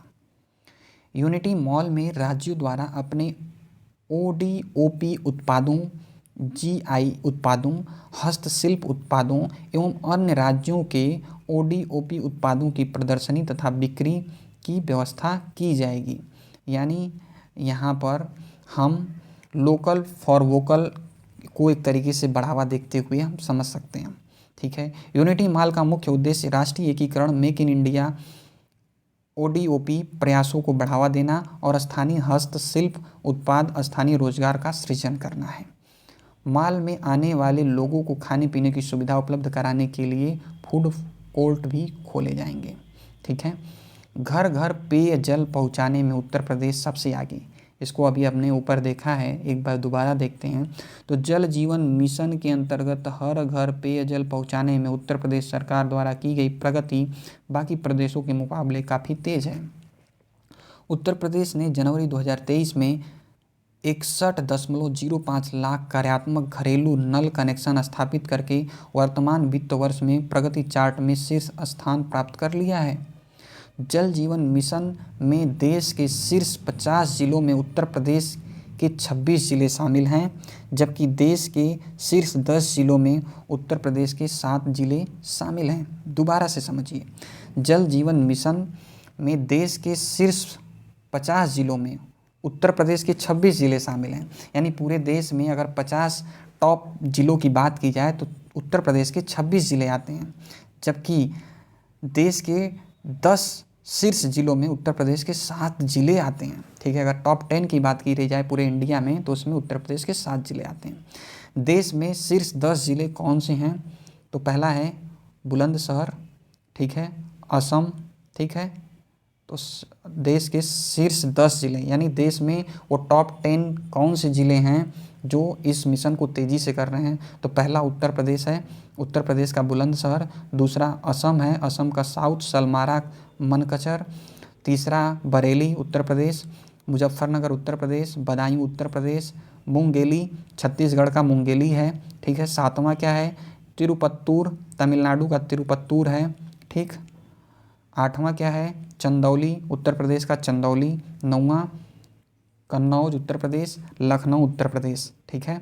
तो इस प्रकार आपने देखा 10 में से 7 जिले किसके हैं? यूपी के हैं, ठीक है। बाकी 3 किसके हैं? असम का है, छत्तीसगढ़ का है और तमिलनाडु का है। 66 लाख से अधिक संपत्ति स्वामित्व कार्ड तैयार। उत्तर प्रदेश में पीएम स्वामित्व योजना के अंतर्गत अब तक 66 लाख से ज़्यादा घरौनियाँ यानी प्रॉपर्टी ओनरशिप कार्ड तैयार की जा चुकी हैं। प्रदेश में 90,000 से अधिक गांवों के लिए घरौनियाँ तैयार की जा रही हैं, जिसमें 47,000 से अधिक गांवों को घरौनियों का कार्य पूरा कर लिया गया है। मुख्यमंत्री योगी आदित्यनाथ ने दिसंबर 2023 तक प्रति वर्ष घरौनी बनाने के कार्य को 100% पूरा करने का लक्ष्य तय किया। मुख्यमंत्री योगी आदित्यनाथ ने दिसंबर 2023 तक प्रति वर्ष घरौनी बनाने के कार्य को 100% पूरा करने का लक्ष्य तय किया। प्रति माह 2 लाख घरौनी बनाने के लक्ष्य के सापेक्ष बीते 45 दिनों में 4,31,794 से अधिक घरौनियाँ बनाई गईं, जो 144% तेज़ गति से अपने लक्ष्य की ओर बढ़ रही हैं। अगला देखते हैं दोस्तों, उत्तर प्रदेश के सभी जिलों में लागू होगा ई ऑफिस। दोस्तों वीडियो अगर पसंद आ रहा हो तो लाइक, कमेंट और शेयर ज़रूर करिएगा, क्योंकि दोस्तों एक एक कंटेंट को ढूंढना, उनको सेलेक्ट करना, उनका पीडीएफ बनाना, फिर आप लोगों तक पहुंचाना वाकई में बहुत मेहनत लगती है। तो आप अगर कमेंट करते हैं तो उससे हमें खुशी मिलती है कि आप वीडियो देख रहे हैं, आपको चीज़ें समझ में आ रही हैं, ठीक है। आगे बढ़ते हैं। उत्तर प्रदेश के सभी जिलों के में लागू होगा ई ऑफिस, ठीक। तो उत्तर प्रदेश सरकार राज्य में सभी सरकारी कामकाज को पूरी तरह से ई ऑफिस के माध्यम से करेगी तथा इसके लिए सभी जिलों में ई ऑफिस पहल को लागू किया जाएगा। शासन स्तर पर यह व्यवस्था लागू होने के बाद अब जिलों व मंडलों में स्थित सरकारी दफ्तरों में यह व्यवस्था लागू होगी, ठीक है। यानी पहले शासन स्तर पर लागू हुआ, अब जिलों व मंडलों स्तर पर लागू होगा। क्या लागू होगा? E office. क्यों लागू होगा? क्योंकि इससे क्या होगा, लागू करने से कामकाज जो है वो ऑनलाइन हो जाएंगे और आसान हो जाएंगे, सरल हो जाएंगे, सुलभ हो जाएंगे, लेट नहीं होगा, ठीक है। हाल ही में कन्नौज जिले में पूरी तरह से ई ऑफिस लागू हो चुका है। उसी के अनुसार वहाँ कार्यालयों में फाइल का संचालन हो रहा है। कहाँ पर? कन्नौज में। मुख्यमंत्री योगी आदित्यनाथ ने वर्ष 2018 में पूरे प्रदेश के सभी विभागों, जिलों, मंडलों में ई ऑफिस व्यवस्था लागू करने का आदेश दिया। ई ऑफिस एक सरलीकृत, उत्तरदायी, प्रभावी और पारदर्शी कार्यप्रणाली प्राप्त करने का एक माध्यम है। तो ई ऑफिस लागू करने का यही है कि जो फाइल लेट होती है, जो काम लेट होता है, जो घपला हो जाता है, जो कहीं पता नहीं चलता है, तो ई ऑफिस के माध्यम से सरल हो जाएगा, उत्तरदायी लोग बनेंगे, उत्तर देना होगा, प्रभावी होगा, पारदर्शी होगा, ठीक है। आगे बढ़ते हैं। एफडीआई में उत्तर प्रदेश 22 राज्यों से आगे। एफडीआई में उत्तर प्रदेश 22 राज्यों से आगे, यानी जो प्रत्यक्ष विदेशी निवेश होता है, ठीक है, तो प्रत्यक्ष विदेशी निवेश होता है उसमें 22 राज्यों से आगे है। तो प्रत्यक्ष विदेशी निवेश प्रवाह के आधार पर राज्यों को हालिया रैंकिंग में उत्तर प्रदेश ने अक्टूबर 2019 और जून 2023 के बीच 11वें स्थान प्राप्त किया। कितना स्थान? 11वां। ठीक है। उत्तर प्रदेश से ऊपर महाराष्ट्र, कर्नाटक, गुजरात, दिल्ली, तमिलनाडु, हरियाणा, तेलंगाना, झारखंड, राजस्थान और पश्चिम बंगाल हैं। ठीक है। कौन कौन? महाराष्ट्र, कर्नाटक, गुजरात, दिल्ली, तमिलनाडु, हरियाणा, तेलंगाना, झारखंड, उत्तर प्रदेश, झारखंड, राजस्थान, पश्चिम बंगाल, फिर उत्तर प्रदेश। ठीक है। विशेष रूप से इसने पंजाब, आंध्र प्रदेश, केरल, मध्य प्रदेश, हिमाचल प्रदेश, बिहार, चंडीगढ़, गोवा, छत्तीसगढ़ सहित 22 अन्य राज्यों को पीछे छोड़ा है। ठीक है। इन राज्यों को पीछे छोड़ा है, लेकिन ऊपर हमने जो देखा कौन? महाराष्ट्र, कर्नाटक, गुजरात, दिल्ली, तमिलनाडु, हरियाणा, तेलंगाना, झारखंड, राजस्थान और पश्चिम बंगाल इनसे पीछे है और इनको पीछे छोड़ा है। किनको? पंजाब, आंध्र प्रदेश, केरल, मध्य प्रदेश, हिमाचल प्रदेश, बिहार, चंडीगढ़, गोवा, छत्तीसगढ़ सहित 22 अन्य राज्यों को पीछे छोड़ा है। वर्ष 2001 और 2017 के बीच 17 वर्षों में जितना विदेशी निवेश उत्तर प्रदेश में आया है उसका करीब 4 गुना विगत 5 वर्षों में 2019 से 23 के बीच आया है। अच्छा, मतलब क्या है कि 2001 से 2017 के बीच 17 वर्षों में जितना बाहर से निवेश उत्तर प्रदेश में आया था उसका करीब 4 गुना, मतलब जितना आया था उसका 4 गुना पिछले 5 सालों में यूपी में आया है। निवेश किसी भी राज्य की प्रगति और सामाजिक व राजनीतिक माहौल का सूचक माना जाता है। ठीक है। यानी आपके यहाँ कोई निवेश कर रहा है वो एक तरीके से लाभदायक है, वो उस क्षेत्र का, उस एरिया का, उस फील्ड का माना जाता है कि वो सामाजिक और राजनीतिक माहौल में आगे बढ़ रहा है और आर्थिक दृष्टि से भी आगे बढ़ रहा है।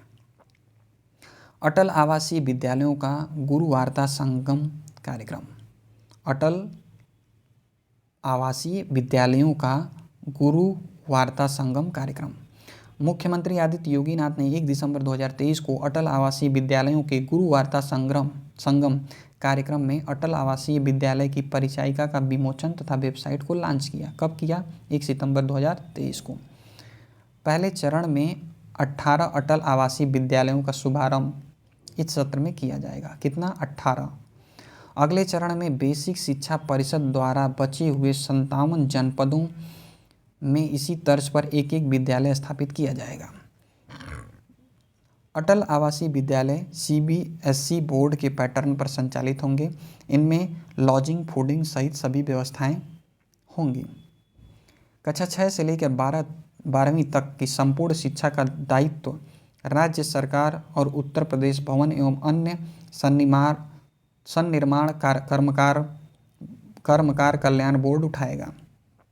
ठीक है। दोबारा एक बार देखते हैं। कक्षा 6 से लेकर के 12 तक की संपूर्ण शिक्षा का दायित्व राज्य सरकार उठाएगी और उत्तर प्रदेश भवन एवं अन्य जो सन्निर्माण कर्मकार कल्याण बोर्ड उठाएगा। ठीक है। ये संस्थान न केवल वंचित बच्चों को शिक्षा प्रदान करेगा बल्कि भारतीय मूल्यों और गुरुकुलों परंपराओं को भी बढ़ावा देगा। ठीक है। तो ये गुरुकुलों को भी बढ़ावा देगा। झांसी में मेजर ध्यानचंद म्यूजियम का लोकार्पण। तो मुख्यमंत्री योगी आदित्यनाथ ने 29 अगस्त 2023 को खेल दिवस के अवसर पर मेजर ध्यानचंद म्यूजियम का झांसी में लोकार्पण किया। मेजर ध्यानचंद म्यूजियम रानी लक्ष्मीबाई पार्क में बनाया गया हॉकी को समर्पित यह देश पहला म्यूजियम है। ठीक, आगे बढ़ते हैं। 19 करोड़ की लागत से बने मेजर ध्यानचंद संग्रहालय को 20 से अधिक जोन में बांटा गया। यानी इसकी लागत कितनी है? 19 करोड़। कितने जोन में बांटा गया? 20 से अधिक जोन में बांटा गया। इसमें मेजर ध्यानचंद के जीवन से जुड़ी स्मृतियां, घटनाएं एवं भारतीय हॉकी की विभिन्न जानकारियां डिजिटल माध्यम से दर्शाई जाएंगी। नंदिनी कृषक समृद्धि योजना। उत्तर प्रदेश सरकार ने राज्य में मवेशियों की नस्ल बढ़ाने और दूध उत्पादन को बढ़ावा देने के लिए नंद बाबा मिशन के तहत, नंद बाबा मिशन ऊपर हमने अभी देखा था, नहीं देखे हैं तो दोबारा जाके देखिए, नंदिनी कृषक समृद्धि योजना शुरू की।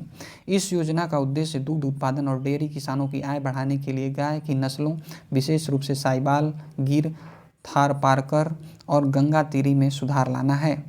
यानी उनकी नस्लों को अच्छा करना है। ठीक, दूध की क्वालिटी हमारी गाय की नस्लों पे भी डिपेंड करती है।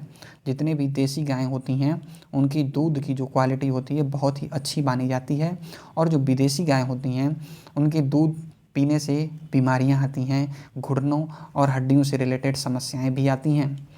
सरकार 25 दुधारू गायों की एक इकाई स्थापित करने के लिए 62.5 लाख रुपए की अनुमानित लागत 50% सब्सिडी प्रदान करेगी, जिसमें प्रति लाभार्थी अधिकतम 31.25 लाख रुपए की सब्सिडी होगी। ठीक है, यानी एक तरीके से गाय लोग ज़्यादा से ज़्यादा पालें, डेयरी को बढ़ावा दिया जाएगा, लोग गौशाला खोलें, उसके ऊपर बात की गई है। तो इसके आंकड़ों को देख लेते हैं एक बार। सरकार 25 दुधारी गायों की एक इकाई स्थापित करने के लिए 62.5 लाख रुपए की अनुमानित लागत पर 50% सब्सिडी प्रदान करेगी, जिसमें प्रति लाभार्थी अधिकतम 31.25 लाख रुपए की सब्सिडी होगी। ठीक है, यह योजना की शुरुआत राज्य में 10 संभागीय मुख्यालयों में लागू की जाएगी। उत्तर प्रदेश अन्य महत्वपूर्ण सामायिक घटनाक्रम, तो उत्तर प्रदेश के और भी जो घटनाक्रम हैं जो मंथली वाइज हैं उसी के क्रम में हम आगे देखते हैं। तो बागपत के अखिल स्योरारण के चीन में चल रहे हैं एशियन गेम्स में स्वर्ण पदक जीता। ठीक, बागपत के अखिल स्योराण नाम है, चीन में चल रहे एशियन गेम्स में स्वर्ण पदक जीता। तो स्वर्ण पदक किसने जीता? अखिल स्योराण। कहाँ? बागपत में। ठीक है, यानी बागपत के अखिल स्योराण बागपत के रहने वाले हैं और चीन में चल रहे एशियन गेम्स में इन्होंने स्वर्ण पदक जीता है। अखिल ने यह मेडल 50 मीटर 3 पोजीशन राइफल पुरुष टीम इवेंट में प्राप्त किया है। ठीक, उत्तर प्रदेश के सभी 95,767 गाँवों में ODF+ का दर्जा प्राप्त कर लिया है। ODF+ गांव वह है जिसने ठोस या तरल अपशिष्ट प्रबंधन प्रणालियों को लागू करने के साथ साथ अपने खुले में शौच मुक्ति स्थिति को बनाए रखा है। ठीक है, यानी उत्तर प्रदेश के 95,767 गाँवों ने ODF+ को दर्जा प्राप्त कर लिया है। ODF+ वह गांव है जिसने गीले कचरे को गीले में, सूखे कचरे को सूखे में डालना है। ठीक है, इसका जो अपशिष्ट पदार्थ है, जो कचरा है, उसका प्रबंधन सही से कर लिया है और खुले में शौच वो नहीं जाते हैं, उससे उन्होंने मुक्ति पा ली है, यानी वो लैट्रिन का यूज करते हैं। ठीक है, शौचालय। ठीक, हृदय दिवस के अवसर पर 29 सितंबर 2023 को मऊ में लोगों को जागरूक करने के लिए रन फॉर हार्ट का आयोजन किया गया। ठीक है, तो उत्तर प्रदेश में जो है मतलब हृदय दिवस के अवसर पर 29 सितंबर 2023 को मऊ जिला है जहाँ का मैं रहने वाला हूँ, लोगों को जागरूक करने के लिए रन फॉर हार्ट का आयोजन किया। ठीक है, ठीक, तो अच्छी बात है, रन फॉर हार्ट के लिए रन करें, टहलें, दौड़ें, लेकिन एक चीज़ याद रखिएगा दोस्तों, किसी भी चीज़ का अति योग, हीन योग और मिथ्या योग, यानी हद से ज़्यादा, हद से कम और गलत तरीके से, ये तीनों नुकसानदायक होता है।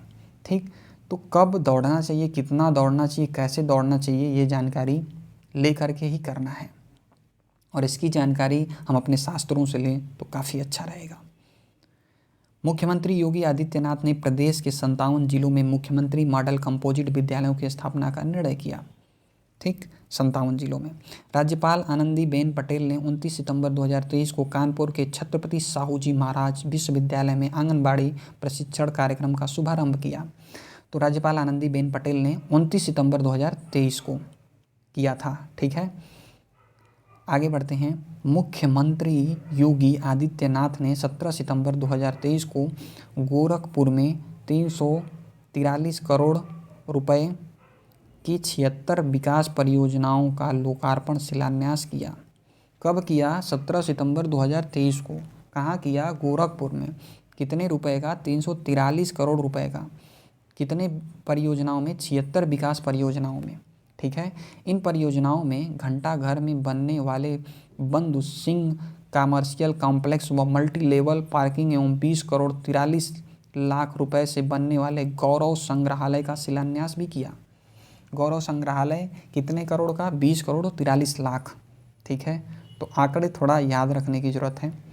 20वां राष्ट्रीय पुरस्कार मेला 22 सितंबर 2023, ठीक है। 20वां जो राष्ट्रीय पुस्तक मेला है 22 सितंबर से 2 अक्टूबर 2023 तक लखनऊ में आयोजित किया जा रहा है, यानी हो चुका है, किया जा चुका है। तो कब किया गया था? 22 सितंबर को। कब तक? 2 अक्टूबर तक। कौन था? 20वां, ठीक है। वर्ष 2023 के राष्ट्रीय पुस्तक मेले की थीम ज्ञान कुंभ है। उसका थीम क्या था? ज्ञान कुंभ। तो 20वां राष्ट्रीय पुस्तक मेला जो आयोजित किया गया था उसका थीम क्या है? ज्ञान कुंभ। उत्तर प्रदेश के मेरठ में सीवेज उपचार संयंत्र और अन्य अवसंरचना के विकास के लिए एनएमसीजी, उत्तर प्रदेश जल निगम और मेरठ एसटीपी प्राथमिक लिमिटेड के बीच समझौते पर हस्ताक्षर किए गए, ठीक है। उत्तर प्रदेश के मेरठ, यानी मेरठ जिला जो है वहाँ पर जो सीवेज होता है, जो जल लीकेज होता है, ठीक है, जो नालों का पानी होता है, और उसके मॉडल को अच्छा करने के लिए एनएमसीजी, उत्तर प्रदेश जल निगम और मेरठ एसटीपी प्राथमिक लिमिटेड के बीच समझौते पर हस्ताक्षर किया गया ताकि स्थिति को सुधारा जाए। आगरा के फतेहपुर सीकरी ब्लॉक में नियुक्त वर्षा चाहर को उत्तर प्रदेश राज्य शिक्षक पुरस्कार 2022 प्रदान किया गया, ठीक है। तो आगरापुर के फतेहपुर सीकरी ब्लॉक में नियुक्त वर्षा चाहर को उत्तर प्रदेश राज्य शिक्षक पुरस्कार 2022 प्रदान किया गया। वाहन निर्माता कंपनी अशोक ललिड उत्तर प्रदेश में इलेक्ट्रिक बस निर्माण की इकाई लगाएगी। 15 सितंबर 2023 को अशोक लीलैंड और उत्तर प्रदेश सरकार के बीच इस आशय पर समझौता हुआ, ठीक है। तो वाहन निर्माता कंपनी वाहन का निर्माण करती है कौन? अशोक लीलैंड उत्तर प्रदेश में इलेक्ट्रिक बस निर्माण की इकाई लगाएगी, यानी यूपी में वो बस निर्माण की इकाई लगाएगी, अपनी यूनिट लगाएगी। और इस पर समझौता पर हस्ताक्षर कब हुआ? तो 15 सितंबर 2023 को। केंद्रीय स्वास्थ्य मंत्री मनसुख मांडविया 16 सितंबर 2023 को आगरा में अंगदान पंजीकरण महाशिविर का शुभारंभ करेंगे। तो अंगदान पंजीकरण महाशिविर का शुभारंभ कहाँ किया गया? तो आगरा में। कब किया गया? 16 सितंबर 2023 को। किसने किया? तो केंद्रीय स्वास्थ्य मंत्री मनसुख मांडविया ने। केंद्रीय सामाजिक न्याय और अधिकारिता राज्य मंत्री ए नारायण, केंद्रीय सामाजिक न्याय एवं अधिकारिता मंत्री ए नारायण स्वामी ने 15 सितंबर, कब? 15 सितंबर 2023 को वाराणसी में दिव्यांग जन सशक्तिकरण विभाग द्वारा लगाए गए दिव्य कला मेले का उद्घाटन किया। गंगा डॉल्फिन, ठीक है, उत्तर प्रदेश का जलीय जीव घोषित, ठीक। तो ये हमने ऊपर भी डिस्कस किया है, एक बार और देख लेते हैं। तो उत्तर प्रदेश के मुख्यमंत्री योगी आदित्यनाथ ने 6 अक्टूबर 2023 को गंगा नदी की डॉल्फिन को राज्य के जलीय जीव के रूप में घोषित किया, ठीक है। तो गंगा नदी की डॉल्फिन को उत्तर प्रदेश सरकार ने, मुख्यमंत्री आदित्य योगीनाथ ने कब किया? 6 अक्टूबर 2023 को गंगा नदी डॉल्फिन को राज्य जलीय जीव के रूप में घोषित किया। यानी जलीय जीव के रूप में अगर बात आएगी कि उत्तर प्रदेश राज्य की जलीय जीव कौन सी है तो हम डॉल्फिन का नाम लेंगे। और कब किया गया? 6 अक्टूबर 2023 को। किसने किया? तो मुख्यमंत्री आदित्यनाथ योगी ने। ये डॉल्फिन गंगा, यमुना, चंबल, घाघरा, राप्ती और गरुआ जैसी नदियों में पाई जाती हैं। उत्तर प्रदेश में गंगा डॉल्फिन की अनुमानित आबादी लगभग 2000 आंकी गई है। कितनी आंकी गई है? 2000, ठीक है। गंगेटिक डॉल्फिन का वैज्ञानिक नाम प्लेटनिस्टा गंगेटिका है, ठीक है। गंगेटिक डॉल्फिन का वैज्ञानिक नाम क्या है? यानी गंगा में जो डॉल्फिन पाई जाती हैं, प्लेटनिस्टा गंगेटिका। गंगा डॉल्फिन को IUCN की रेड लिस्ट में संकटग्रस्त की श्रेणी में रखा गया। गंगा की जो डॉल्फिन है IUCN, ठीक है, एक शोध संस्था है, तो उसकी रेड लिस्ट की संकटग्रस्त श्रेणी में रखा गया, यानी वे खतरा मंडरा रहा है। वर्ष 2009 में गंगा डॉल्फिन को भारतीय सरकार ने राष्ट्रीय जलीय जीव के रूप में मान्यता दी थी, ठीक है। वर्ष 2009 में गंगा डॉल्फिन को भारत सरकार ने राष्ट्रीय जलीय जीव के रूप में मान्यता दी थी। गांगेय डॉल्फिन का शिकार करना वन्य जीव संरक्षण अधिनियम 1972 के तहत दंडनीय अपराध है, ठीक है। अगर कोई शिकार करता है तो वो अपराधी माना जाएगा, उसको दंड मिलेगा। दोस्तों मुझे पता है वीडियो थोड़ा लंबा जा रहा है और आप बोर हो रहे होंगे, लेकिन वो लोग नहीं हो रहे होंगे जो करेंट अफेयर्स बहुत अच्छी तरीके से खोज रहे थे। तो दोस्तों जल्द ही वीडियो के अंत तक पहुंचेंगे, ध्यान को बनाए रखें।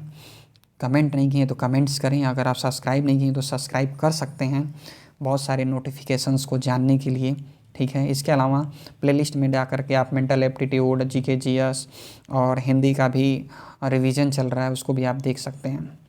तो आगे बढ़ते हैं। मिशन शक्ति अभियान के चौथे चरण का शुभारंभ। मिशन शक्ति अभियान के चौथे चरण का शुभारंभ मुख्यमंत्री योगी आदित्यनाथ ने 14 अक्टूबर 2023 को प्रदेश व्यापी मिशन शक्ति अभियान के चौथे चरण का शुभारंभ किया। प्रदेश में महिलाओं को सशक्त बनाने के उद्देश्य से मिशन शक्ति का यह चौथा चरण शुरू किया गया। मिशन शक्ति के चौथे चरण का लक्ष्य पहले चरण की सफलता को दोहराना और व्यापक खंड तक पहुंचाना है। यानी पहले चरण में जो हमें सफलता मिली थी उसको लोगों तक बताना है और उसी के बेस पे इसको व्यापक यानी बड़े मात्रा में लोगों तक पहुंचाना है, इसके फ़ायदे को दिखाना है, ठीक। वर्ष 2020 में महिलाओं की सुरक्षा, सम्मान और स्वावलंबन के लक्ष्य के साथ मिशन शक्ति अभियान की शुरुआत की गई थी, ठीक है। ऊपर भी हमने इसको देखा। मिशन महिला सारथी पहल का शुभारंभ। तो मिशन महिला सारथी पहल का शुभारंभ उत्तर प्रदेश के मुख्यमंत्री योगी आदित्यनाथ ने 22 अक्टूबर 2023 को, कब 22 अक्टूबर 2023 को अयोध्या से राज्य के मिशन शक्ति अभियान के तहत मिशन महिला सारथी पहल का शुभारंभ किया। मुख्यमंत्री द्वारा 51 बसों को भी हरी झंडी दिखाई गई, जिनका संचालन विशेष रूप से ड्राइवर और कंडक्टर के रूप में महिलाएं करेंगी। मिशन महिला सारथी का उद्देश्य महिला ड्राइवरों और कंडक्टरों को जोड़ना, उन्हें सशक्त बनाना है, ठीक है। सारथी नाम से याद रखिए, सारथी यानी जो चलाने वाला, ठीक। गोरखपुर में बृहद रोजगार मेले का आयोजन। उत्तर प्रदेश के मुख्यमंत्री योगी आदित्यनाथ ने 21 अक्टूबर 2023 को लखनऊ में नौसेना सौहार्द संग्रहालय का निर्माण परियोजना का शिलान्यास किया। नौसेना के शौर्य संग्रहालय की स्थापना लखनऊ के स्वर्गीय अटल बिहारी वाजपेयी के एकाना स्टेडियम के निकट सीजीसीटी के लगभग 23 करोड़ रुपए की लागत से होगी। यह संग्रहालय सीजीसीटी में आदि गंगा के रूप में विख्यात गोमती नदी के तट पर अपनी पहचान बनाएगा। यह नौसेना से संबंधित देश का पहला ऐसा संग्रहालय होगा जहां 5000 वर्ष पूर्व के युद्धपोतों और जलयानों को प्रदर्शित किया जाएगा।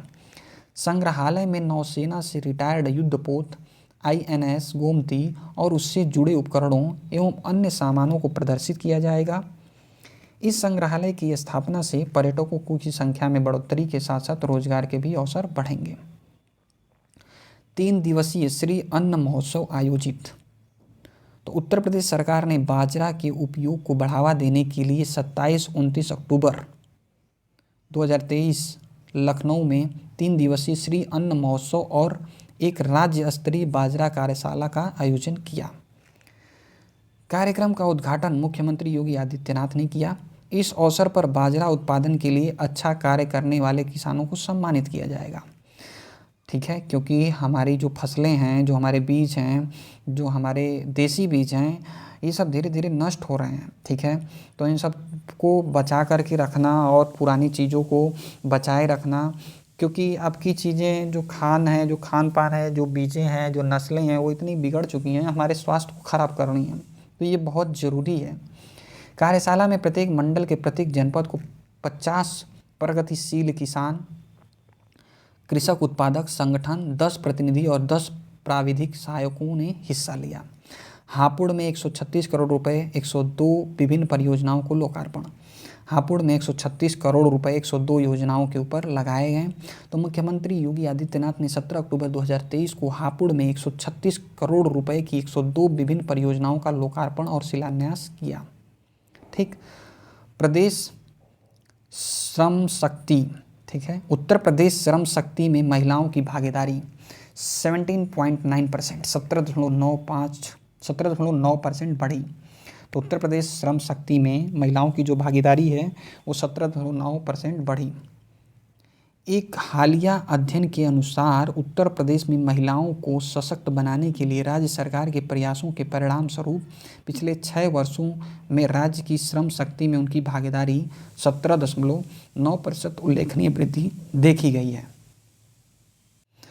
एक बार दोबारा देखते हैं। एक हालिया अध्ययन के अनुसार उत्तर प्रदेश में महिलाओं को सशक्त बनाने के लिए राज्य सरकार के प्रयासों के परिणाम स्वरूप पिछले 6 वर्षों में राज्य की श्रम शक्ति में उनकी भागीदारी 17.9% की उल्लेखनीय वृद्धि देखी गई है। ये वाकई बहुत ही अच्छी खबर है, ठीक है, कि पहले से सुधार हो रहा है महिलाओं में, महिलाओं को आगे रखा जा रहा है, उनको बराबरी का मौका दिया जा रहा है।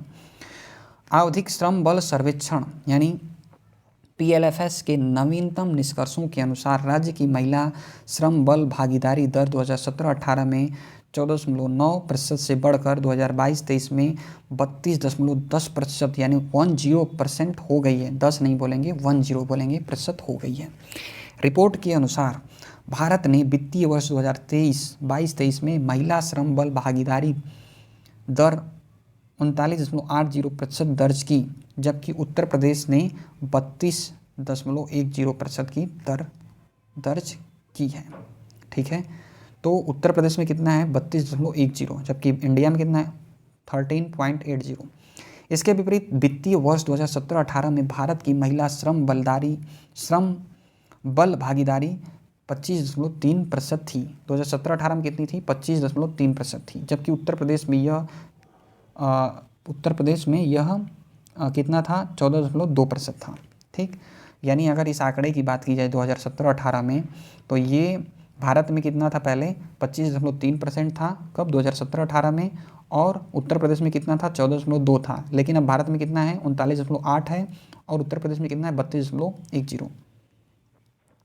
भदोही में अंतर्राष्ट्रीय कालीन मेले का आयोजन। भदोही में अंतर्राष्ट्रीय कालीन मेले का आयोजन तो मुख्यमंत्री योगी आदित्यनाथ ने 9 अक्टूबर 2023 को भदोही में 4 दिवसीय 45वें अंतर्राष्ट्रीय कालीन मेले का उद्घाटन किया।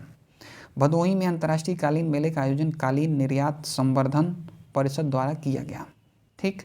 इस मेले में 400 करोड़ से अधिक व्यवसायों ने भाग लिया। इस दौरान 255 विदेशी खरीदार और 250 आयातक प्रतिनिधियों ने हिस्सा लिया। कितने विदेशियों ने 255 विदेशी खरीदार और 250 आयातक प्रतिनिधियों ने हिस्सा लिया। कालीन उद्योग का निर्यात लगभग 17,000 करोड़ का है, ठीक है। जो कालीन होती है, कालीन जो गांव में लोग यूज़ करते हैं, कालीन जो होता है नीचे फ्लोर पे फर्श पे बिछाया जाता है, इसका निर्यात लगभग 17,000 करोड़ का है। इसमें 60% योगदान उत्तर प्रदेश के 3 जनपद भदोही, मिर्ज़ापुर और वाराणसी का है। समझ रहे हैं आप, 17,000 करोड़ का इसका है और इसमें 60% यानी पूरे 60% योगदान किसका है उत्तर प्रदेश के सिर्फ 3 जिलों का है। कौन कौन? भदोही, मिर्ज़ापुर और वाराणसी, ठीक है। यानी इनमें कालीन का उद्योग बहुत अच्छा है। जेवर हवाई अड्डे के पास अत्याधुनिक मेडिटेक पार्क का विकास।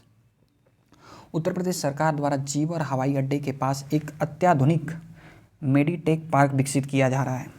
यह अत्याधुनिक मेडी पार्क 350 एकड़ भूमि पर विकसित किया जा रहा है। यह पार्क देश को चिकित्सा उपकरणों के मामले में आत्मनिर्भर बनाएगा, जो बड़े पैमाने पर अन्य देशों से आयात किया जाता है। पार्क की स्थापना से भारत अन्य देशों को उपकरणों और दवाएं निर्यात करने में भी सक्षम होगा, ठीक है। इस पार्क के माध्यम से भारत अन्य देशों में दवा उपकरण निर्यात करने में सक्षम रहेगा। गौरतलब है कि भारत अपनी कम लागत और उच्च गुणवत्ता वाली दवाओं के लिए जाना जाता है। भारत करीब 200 देशों को दवाएं निर्यात करता है, ठीक है। और गुणवत्ता ज़्यादा जानी जाती है। हमारे आयुर्वेद की जो औषधियाँ होती हैं भारत में से बहुत ज़्यादा देशों में निर्यात होती हैं, देशों में बहुत ज़्यादा जा रही हैं। उसका उपयोग विदेश वाले समझ रहे हैं, उनको पता है इसका कोई साइड इफ़ेक्ट नहीं है। इससे मतलब सब कुछ वो कहीं न कहीं स्टडी कर रहे हैं। आप अभी जाएंगे सर्च करेंगे तो जो अच्छी अच्छी चीज़ें आयुर्वेद की, विदेश के लोग उस पर अपना पेटेंट ले रहे हैं, ठीक है। उत्तर प्रदेश अन्य महत्वपूर्ण सामयिक घटनाक्रम तो इलेक्ट्रॉनिक्स एवं सूचना प्रौद्योगिकी मंत्रालय, ठीक है, ने 16 अक्टूबर 2023 को राष्ट्रीय इलेक्ट्रॉनिक्स सूचना प्रौद्योगिकी संस्थान NIELIT, ठीक है, NIELIT, गोरखपुर में robotic process automation RPA lab का उद्घाटन किया। लोक निर्माण राज्य मंत्री जितिन प्रसाद ने 21 अक्टूबर 2023 को श्रावस्ती के सिसवारा घाट के पर 51 करोड़ रुपए की लागत से बनने वाले पुल का शिलान्यास किया। ठीक है, लोक निर्माण राज्य मंत्री जितिन प्रसाद ने 21 अक्टूबर 2023 को श्रावस्ती के सिसवारा घाट पर 51 करोड़ रुपए की लागत से बनने वाले पुल का शिलान्यास किया। मुख्यमंत्री योगी आदित्यनाथ ने 22 अक्टूबर 2023 को गोरखपुर में बृहद रोजगार मेले में लाभार्थियों को 500 करोड़ रुपए का ऋण वितरित किया। इम्पॉर्टेंट है, मुख्यमंत्री योगी आदित्यनाथ ने 22 अक्टूबर 2023 को गोरखपुर में बृहद रोजगार मेले में लाभार्थियों को 500 करोड़ रुपए का ऋण वितरित किया। वाराणसी के महात्मा गांधी काशी विद्यापीठ द्वारा 20 अक्टूबर 2023 को 20 अक्टूबर 2023 को राष्ट्रीय सेवा योजना के अंतर्गत खादी महोत्सव के अवसर पर एक स्लोगन प्रतियोगिता आयोजित की। यह प्रतियोगिता भारत सरकार के युवा कार्यक्रम एवं खेल मंत्रालय के अनुपालन के क्रम में आयोजित की गई। मुख्यमंत्री आदित्य योगी नाथ ने 11 अक्टूबर 2023 को मथुरा में 4 दिवसीय पंडित दीनदयाल उपाध्याय स्मृति महोत्सव मेला और प्रदर्शनी का उद्घाटन किया। क्या किया? 11 अक्टूबर 2023 को मथुरा में 4 दिवसीय पंडित दीनदयाल उपाध्याय स्मृति महोत्सव मेला और प्रदर्शनी का उद्घाटन किया गया। ताज महोत्सव की तर्ज पर आगरा में शिल्पग्राम में ताज कार्निवल का आयोजन किया जा रहा है। यह फेस्टिवल 17 अक्टूबर से 11 नवंबर तक आयोजित किया जा चुका है। ठीक है, उत्तर प्रदेश में प्रत्येक सप्ताह बुधवार के दिन 2 महिला पुलिसकर्मी, ठीक है, शक्ति दीदी जो ऊपर हमने डिस्कस किया था उसी के तहत ये है। तो उत्तर प्रदेश में प्रत्येक सप्ताह बुधवार के दिन 2 महिला पुलिसकर्मी की टीम गांव और शहरों में विभिन्न स्थानों पर जाकर महिलाओं को सरकार की महिला प्रधान योजनाओं के विषय में जानकारी देंगे। ठीक है, यानी जो महिला पुलिसकर्मी हैं उनको ये बताया गया है कि बुधवार के दिन आपको अपने अगल बगल के स्थानीय इलाकों में जा कर के महिलाओं को सरकार की महिला जो प्रधान योजनाएं हैं, जितनी भी महिलाओं से संबंधित योजनाएं हैं जो उनके लाभ पहुंचा सकती हैं, उनको फ़ायदा बताना है। यमुना एक्सप्रेसवे औद्योगिक विकास प्राधिकरण YEIDA ने ग्रेटर नोएडा में खिलौना फर्नीचर पार्क स्थापित करने की योजना शुरू की। उत्तर प्रदेश सरकार ने अक्टूबर 2023 से दिसंबर 2023 तक 3 महीने की अवधि के दौरान श्री अन्न के लिए अपना खरीद लक्ष्य बढ़ाकर 5.82 लाख मीट्रिक टन कर दिया है। कितना कर दिया है? 5.82 लाख मीट्रिक टन। कब किया है? तो अक्टूबर 2023 से सितंबर तक, यानी 3 महीने तक किया था इन्होंने। ठीक है, आगे बढ़ते हैं। अंतर्देशीय मत्स्य पालन में उत्तर प्रदेश का प्रथम स्थान। अंतर्देशीय मत्स्य पालन में उत्तर प्रदेश का प्रथम स्थान। तो उत्तर प्रदेश ने अंतर्राष्ट्रीय मत्स्य पालन मैदानी क्षेत्र में जो संपूर्ण देश में पहला स्थान प्राप्त किया है। उत्तर प्रदेश की यह अवार्ड अहमदाबाद में 21-22 नवंबर 2023 को ग्लोबल फिशरीज कॉन्फ्रेंस इंडिया 2023 में प्रदान किया गया। उल्लेखनीय है कि 21 नवंबर को विश्व मत्स्य पालन दिवस मनाया जाता है। ठीक है, 21 नवंबर को क्या मनाया जाता है? 21 नवंबर को विश्व मत्स्य पालन दिवस। वर्ष 2022 में जहां उत्तर प्रदेश में मत्स्य पालन 8.9 लाख मीट्रिक टन था, वहीं पर 2023 में 9.15 लाख मीट्रिक टन उत्पादन हुआ है। इसी तरह मत्स्य बीज उत्पादन वर्ष 2022 में जहां 27,128 लाख मीट्रिक टन था, वर्ष 2023 में यह 36,187 लाख। एक बार दोबारा देखते हैं। इसी तरह मत्स्य बीज उत्पादन वर्ष 2022 में जहां पर था 27,128 लाख, वहीं पर 2023 में ये कितना है? 36,187 लाख मीट्रिक टन तक पहुंच चुका है। प्रदेश में प्रधानमंत्री मत्स्य संपदा योजना के तहत वर्तमान में 21 परियोजनाएं चल रही हैं। ठीक है, कितनी चल रही हैं? 21 परियोजनाएं। किसके तहत? प्रधानमंत्री मत्स्य संपदा योजना के तहत। हलाल सर्टिफिकेशन वाले उत्पाद के बिक्री पर रोक। उत्तर प्रदेश के 18 नवंबर 2023 को हलाल सर्टिफिकेशन वाले उत्पादों को बनाने में उनके भंडारण, वितरण और बिक्री पर रोक लगा दी गई है। आप जितने भी प्रोडक्ट्स देखेंगे ना, तो उस पर जीएमपी, हलाल, ठीक है, इन सब का बहुत सारे लोग सर्टिफिकेट मतलब ले रखते हैं। तो इसमें वही बता रहा है कि हलाल की सर्टिफिकेट हैं, उस पर रोक लगा दी गई है। इसके अलावा चेन्नई की हलाल इंडिया, दिल्ली की जमीयत उलमा ए हिंद हलाल ट्रस्ट, मुंबई की हलाल काउंसिल ऑफ इंडिया पर एफआईआर भी दर्ज की गई है। ठीक है, यानी इन पर एफआईआर दर्ज की जा चुकी है। एफआईआर में आरोप लगाया गया है, एफआईआर का नाम तो जानते ही होंगे, फर्स्ट इन्फॉर्मेशन रिपोर्ट। ठीक है, तो एफआईआर में आरोप लगाया गया है कि गलत तरीके से सर्टिफिकेट जारी कर अनुचित लाभ कमाया जा रहा है और समाज को बांटने की साजिश हो रही है। ठीक है, तो एफआईआर में क्या मतलब आरोप लगाया गया है कि गलत तरीके से सर्टिफिकेट जारी कर अनुचित लाभ कमाया जा रहा है।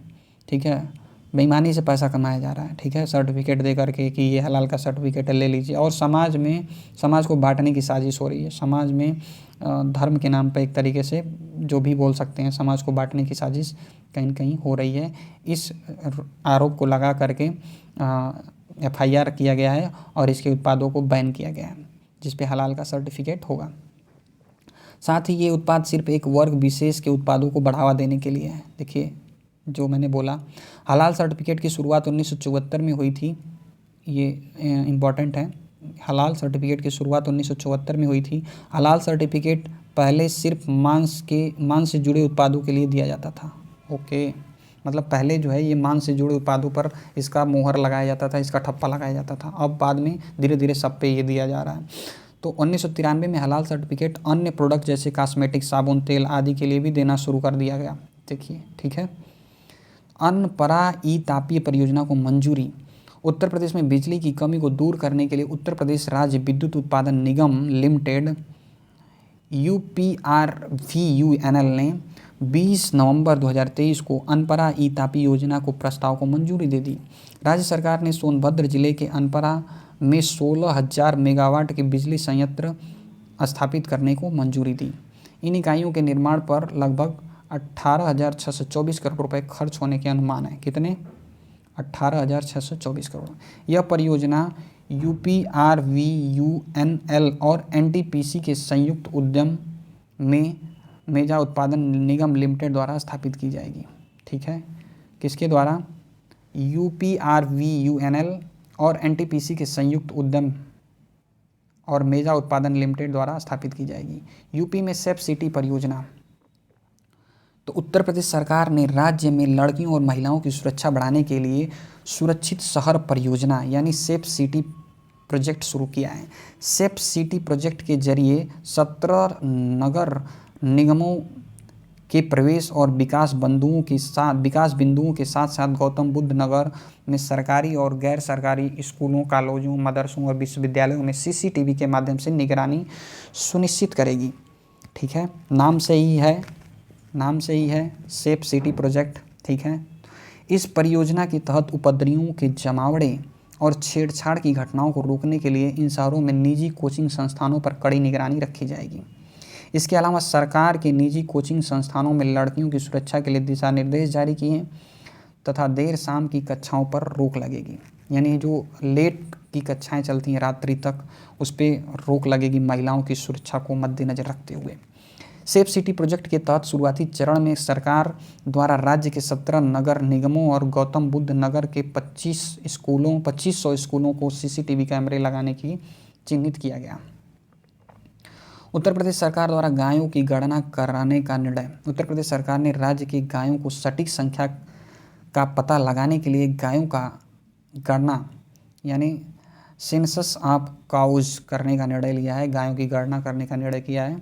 सरकार ने राज्य भर में 3 श्रेणियों में गाय की गणना करने का आदेश दिया, जिसमें पशुपालकों के पास निराश्रित पशुओं, सड़कों पर छोड़ी गए गायों, कान्हा उपवनों की संख्या निर्धारित करना शामिल है। ये 3 श्रेणी की गायों का मतलब गणना होगा। यह कदम राज्य के आवारा मवेशियों के अंतहीन समस्या के मद्देनज़र उठाया गया है। मुख्यमंत्री योगी आदित्यनाथ ने जियो टैगिंग लागू करने का भी आदेश दिया है। पहले चरण में इन गायों की गिनती की जाएगी। अगले चरण में गायों को उपयुक्त आवास प्रदान करने के लिए एक योजना तैयार कर इसे कार्यान्वित किया जाएगा। केंद्र सरकार द्वारा 2019 में आयोजित 20वीं पशुधन गणना के बाद मवेशियों की संख्या संबंधित आंकड़े बदल गए हैं। अगली गणना 2024 में होनी है। आगे बढ़ते हैं। हर बच्चों के लिए हर अधिकार अभियान। तो उत्तर प्रदेश सरकार ने 18 से 25 नवंबर 2023 तक हर बच्चों के लिए हर अधिकार every right for every child अभियान संचालित किया। अभियान का विषय लैंगिक समानता तथा देखभाल व समर्थन पर केंद्रित है, जो परिवारों, घरों, स्कूलों, खेल, कैरियर, स्वास्थ्य देखभाल और बाल संरक्षण सुविधाओं के साथ साथ समुदाय और सार्वजनिक जीवन में समान अवसरों की वकालत करता है। इस अभियान का उद्देश्य छात्रों के लिए समान अवसर सुनिश्चित करना है। पावर एंजल और बाल संसद के नेतृत्व में यह अभियान सभी प्राथमिक, उच्च प्राथमिक कस्तूरबा गांधी विद्यालयों में चलाया गया। उत्तर प्रदेश में 3 राज्य विश्वविद्यालयों को स्थापना की मंजूरी। उत्तर प्रदेश में 3 राज्य विश्वविद्यालयों की स्थापना की मंजूरी मिल गई है। तो हाल ही में संपन्न उत्तर प्रदेश कैबिनेट की बैठक में राज्य के 3 जिलों में राज्य विश्वविद्यालयों की स्थापना के लिए मंजूरी दे दी गई है। ये राज्य विश्वविद्यालय गोंडा है, मिर्ज़ापुर है और मुरादाबाद। इन 3 जिलों में राज्य विश्वविद्यालय बनेगा। इन जिलों में राज्य विश्वविद्यालयों की स्थापना के लिए यूपी राज्य विश्वविद्यालय अधिनियम 1973 में संशोधन को मंजूरी दी गई। गोंडा में मां पाटेश्वरी देवी राज्य विश्वविद्यालय की स्थापना की जाएगी। गोंडा जो जिला है उसमें मां पाटेश्वरी देवी राज्य विश्वविद्यालय। मिर्ज़ापुर में मां विंध्यवासिनी राज्य विश्वविद्यालय स्थापित किया जाएगा। वहीं पर मुरादाबाद में स्थापित होने वाले विश्वविद्यालय उत्तर प्रदेश राज्य विश्वविद्यालय के नाम से होगा। वर्तमान में उत्तर प्रदेश में 34 राज्य विश्वविद्यालय हैं। कितने हैं? 34 राज्य विश्वविद्यालय हैं उत्तर प्रदेश में। आगे बढ़ते हैं। उत्तर प्रदेश एक अन्य महत्वपूर्ण सामयिक घटना, ठीक है। तो और कुछ महत्वपूर्ण घटनाएं हैं, उनको भी हम देख लेते हैं। दोस्तों आशा करता हूँ कि चीज़ें समझ में आ रही होंगी। अगर कोई भी टॉपिक, कोई भी चीज़ नहीं समझ में आ रही है, आप कमेंट बॉक्स में ज़रूर मैसेज करें और डिस्क्रिप्शन में जा कर के आप हमसे टेलीग्राम पे भी जुड़ सकते हैं। वहाँ पर PDF प्राप्त कर सकते हैं, वहाँ पर अपडेट आपको मिलता रहेगा और बहुत सारी चीज़ें, ठीक। तो आगे बढ़ते हैं। केंद्रीय मंत्री हरदीप सिंह पुरी ने 26 नवंबर 2023 को वाराणसी के रविदास घाट पर शहर के दूसरे फ्लोटिंग कंप्रेस्ड नेचुरल गैस यानी जो CNG हमारा होता है, compressed natural gas mobile refuelling unit यानी MRU mobile refuelling unit station का उद्घाटन किया। तो केंद्रीय मंत्री हरदीप सिंह ने कब किया? 26 नवंबर 2023 को वाराणसी के रविदास घाट पर, ठीक है, शहर के दूसरे floating compressed natural gas CNG और MRU स्टेशन का उद्घाटन किया। हमीरपुर में राष्ट्रीय खाद्य सुरक्षा मिशन योजना के तहत 3 से 4 नवंबर 2023 को 2 दिवसीय जिला स्तरीय मिलेट्स महोत्सव का आयोजन किया गया, ठीक है। मिलेट्स महोत्सव का आयोजन किया गया, ठीक। तो ये मिलेट्स वगैरह मतलब बहुत अच्छे होते हैं। इनकी मात्रा जो ले रहा है वो डिपेंड करता है, क्योंकि इसमें बहुत अच्छी मात्रा में पोषक तत्व होते हैं, ठीक है। तो लखीमपुर खीरी में 3 नवंबर 2023 को नारी शक्ति वंदन अधिनियम, कब? 3 नवंबर 2023 को नारी शक्ति वंदन अधिनियम के अंतर्गत नारी शक्ति वंदन सम्मेलन का आयोजन किया गया।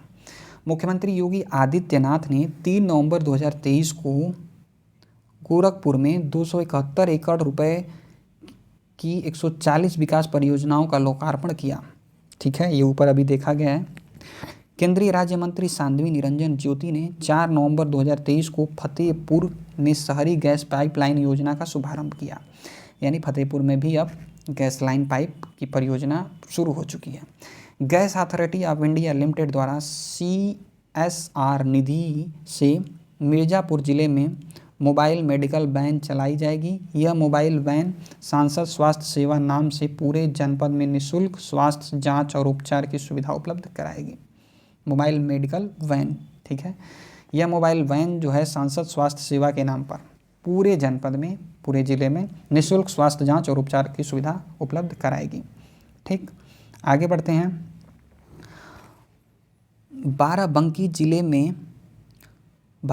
जिले में विश्व प्रसिद्ध देवा मेला, ठीक है, यानी जो देवा मेला है हमारा बाराबंकी ज़िले में लगता है, 30 अक्टूबर से 9 नवंबर 2023 के मध्य आयोजित किया गया। ठीक, कब किया गया? 30 अक्टूबर से 8 नवंबर के मध्य। ठीक, तो ये मेला वाला भी याद रखा करिए, कौन से ज़िले में कौन सा फेमस है, तो बाराबंकी में देवा मेला। अगला देखते हैं। मुख्यमंत्री योगी आदित्यनाथ ने 30 अक्टूबर 2023 को प्रयागराज में 3,357 करोड़ रुपए लागत की 424 और मिर्ज़ापुर में 202 करोड़ रुपए की 660 विकास परियोजनाओं का लोकार्पण व शिलान्यास किया। एक बार दोबारा इसको पढ़ते हैं।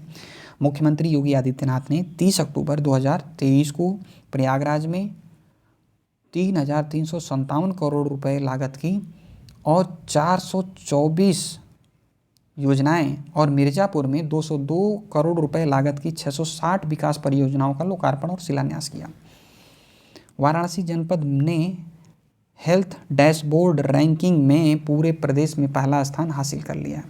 तो वाराणसी जनपद जो है, वाराणसी हमारा जो जिला है, वो हेल्थ डैशबोर्ड के रैंकिंग में पूरे प्रदेश में पहला स्थान हासिल कर लिया है। जनपद को कुल 80% स्कोर प्राप्त हुए हैं। जौनपुर जिले में 7 से 9 नवंबर 2023 को 3 दिवसीय बदलापुर महोत्सव आयोजित किया गया। ठीक है, कौन सा महोत्सव? बदलापुर महोत्सव। कहाँ किया गया? जौनपुर में किया गया।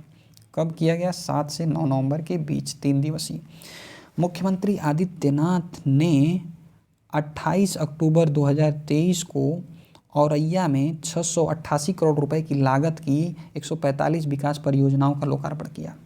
कितने का? 688 करोड़ रुपए का। कितना? 145 विकास योजना। कब? 28 अक्टूबर 2023 को। कहाँ पे? औरैया में।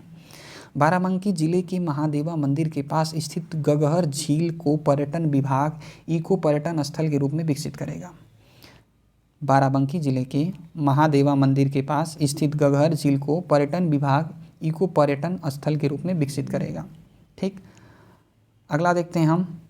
अंतिम और लास्ट दोस्तों, मुख्यमंत्री योगी आदित्यनाथ ने 28 अक्टूबर 2023 को कानपुर में 501 करोड़ रुपए की लागत की 152 विकास परियोजनाओं का लोकार्पण और शिलान्यास किया। ठीक है, आदित्यनाथ योगी ने मुख्यमंत्री 28 अक्टूबर 2023 को, कब? 28 अक्टूबर 2023 को कानपुर में 501 करोड़ रुपए की लागत से 152 विकास परियोजनाओं का लोकार्पण का शिलान्यास किया। ठीक है, तो दोस्तों इस प्रकार हमारा करंट अफेयर्स ख़त्म होता हुआ। बाकी आगे का जैसे ही करंट अफेयर्स आएगा आपको अपडेट मिलेगा। अपडेट को पाने के लिए और यूपी से रिलेटेड जितनी भी वैकेंसियाँ हैं उनकी अपडेट को पाने के लिए आप हमारे साथ कनेक्ट हो सकते हैं। और बाकी आपका अंत तक जुड़े रहने के लिए बहुत बहुत धन्यवाद। मिलते हैं अगले वीडियो में।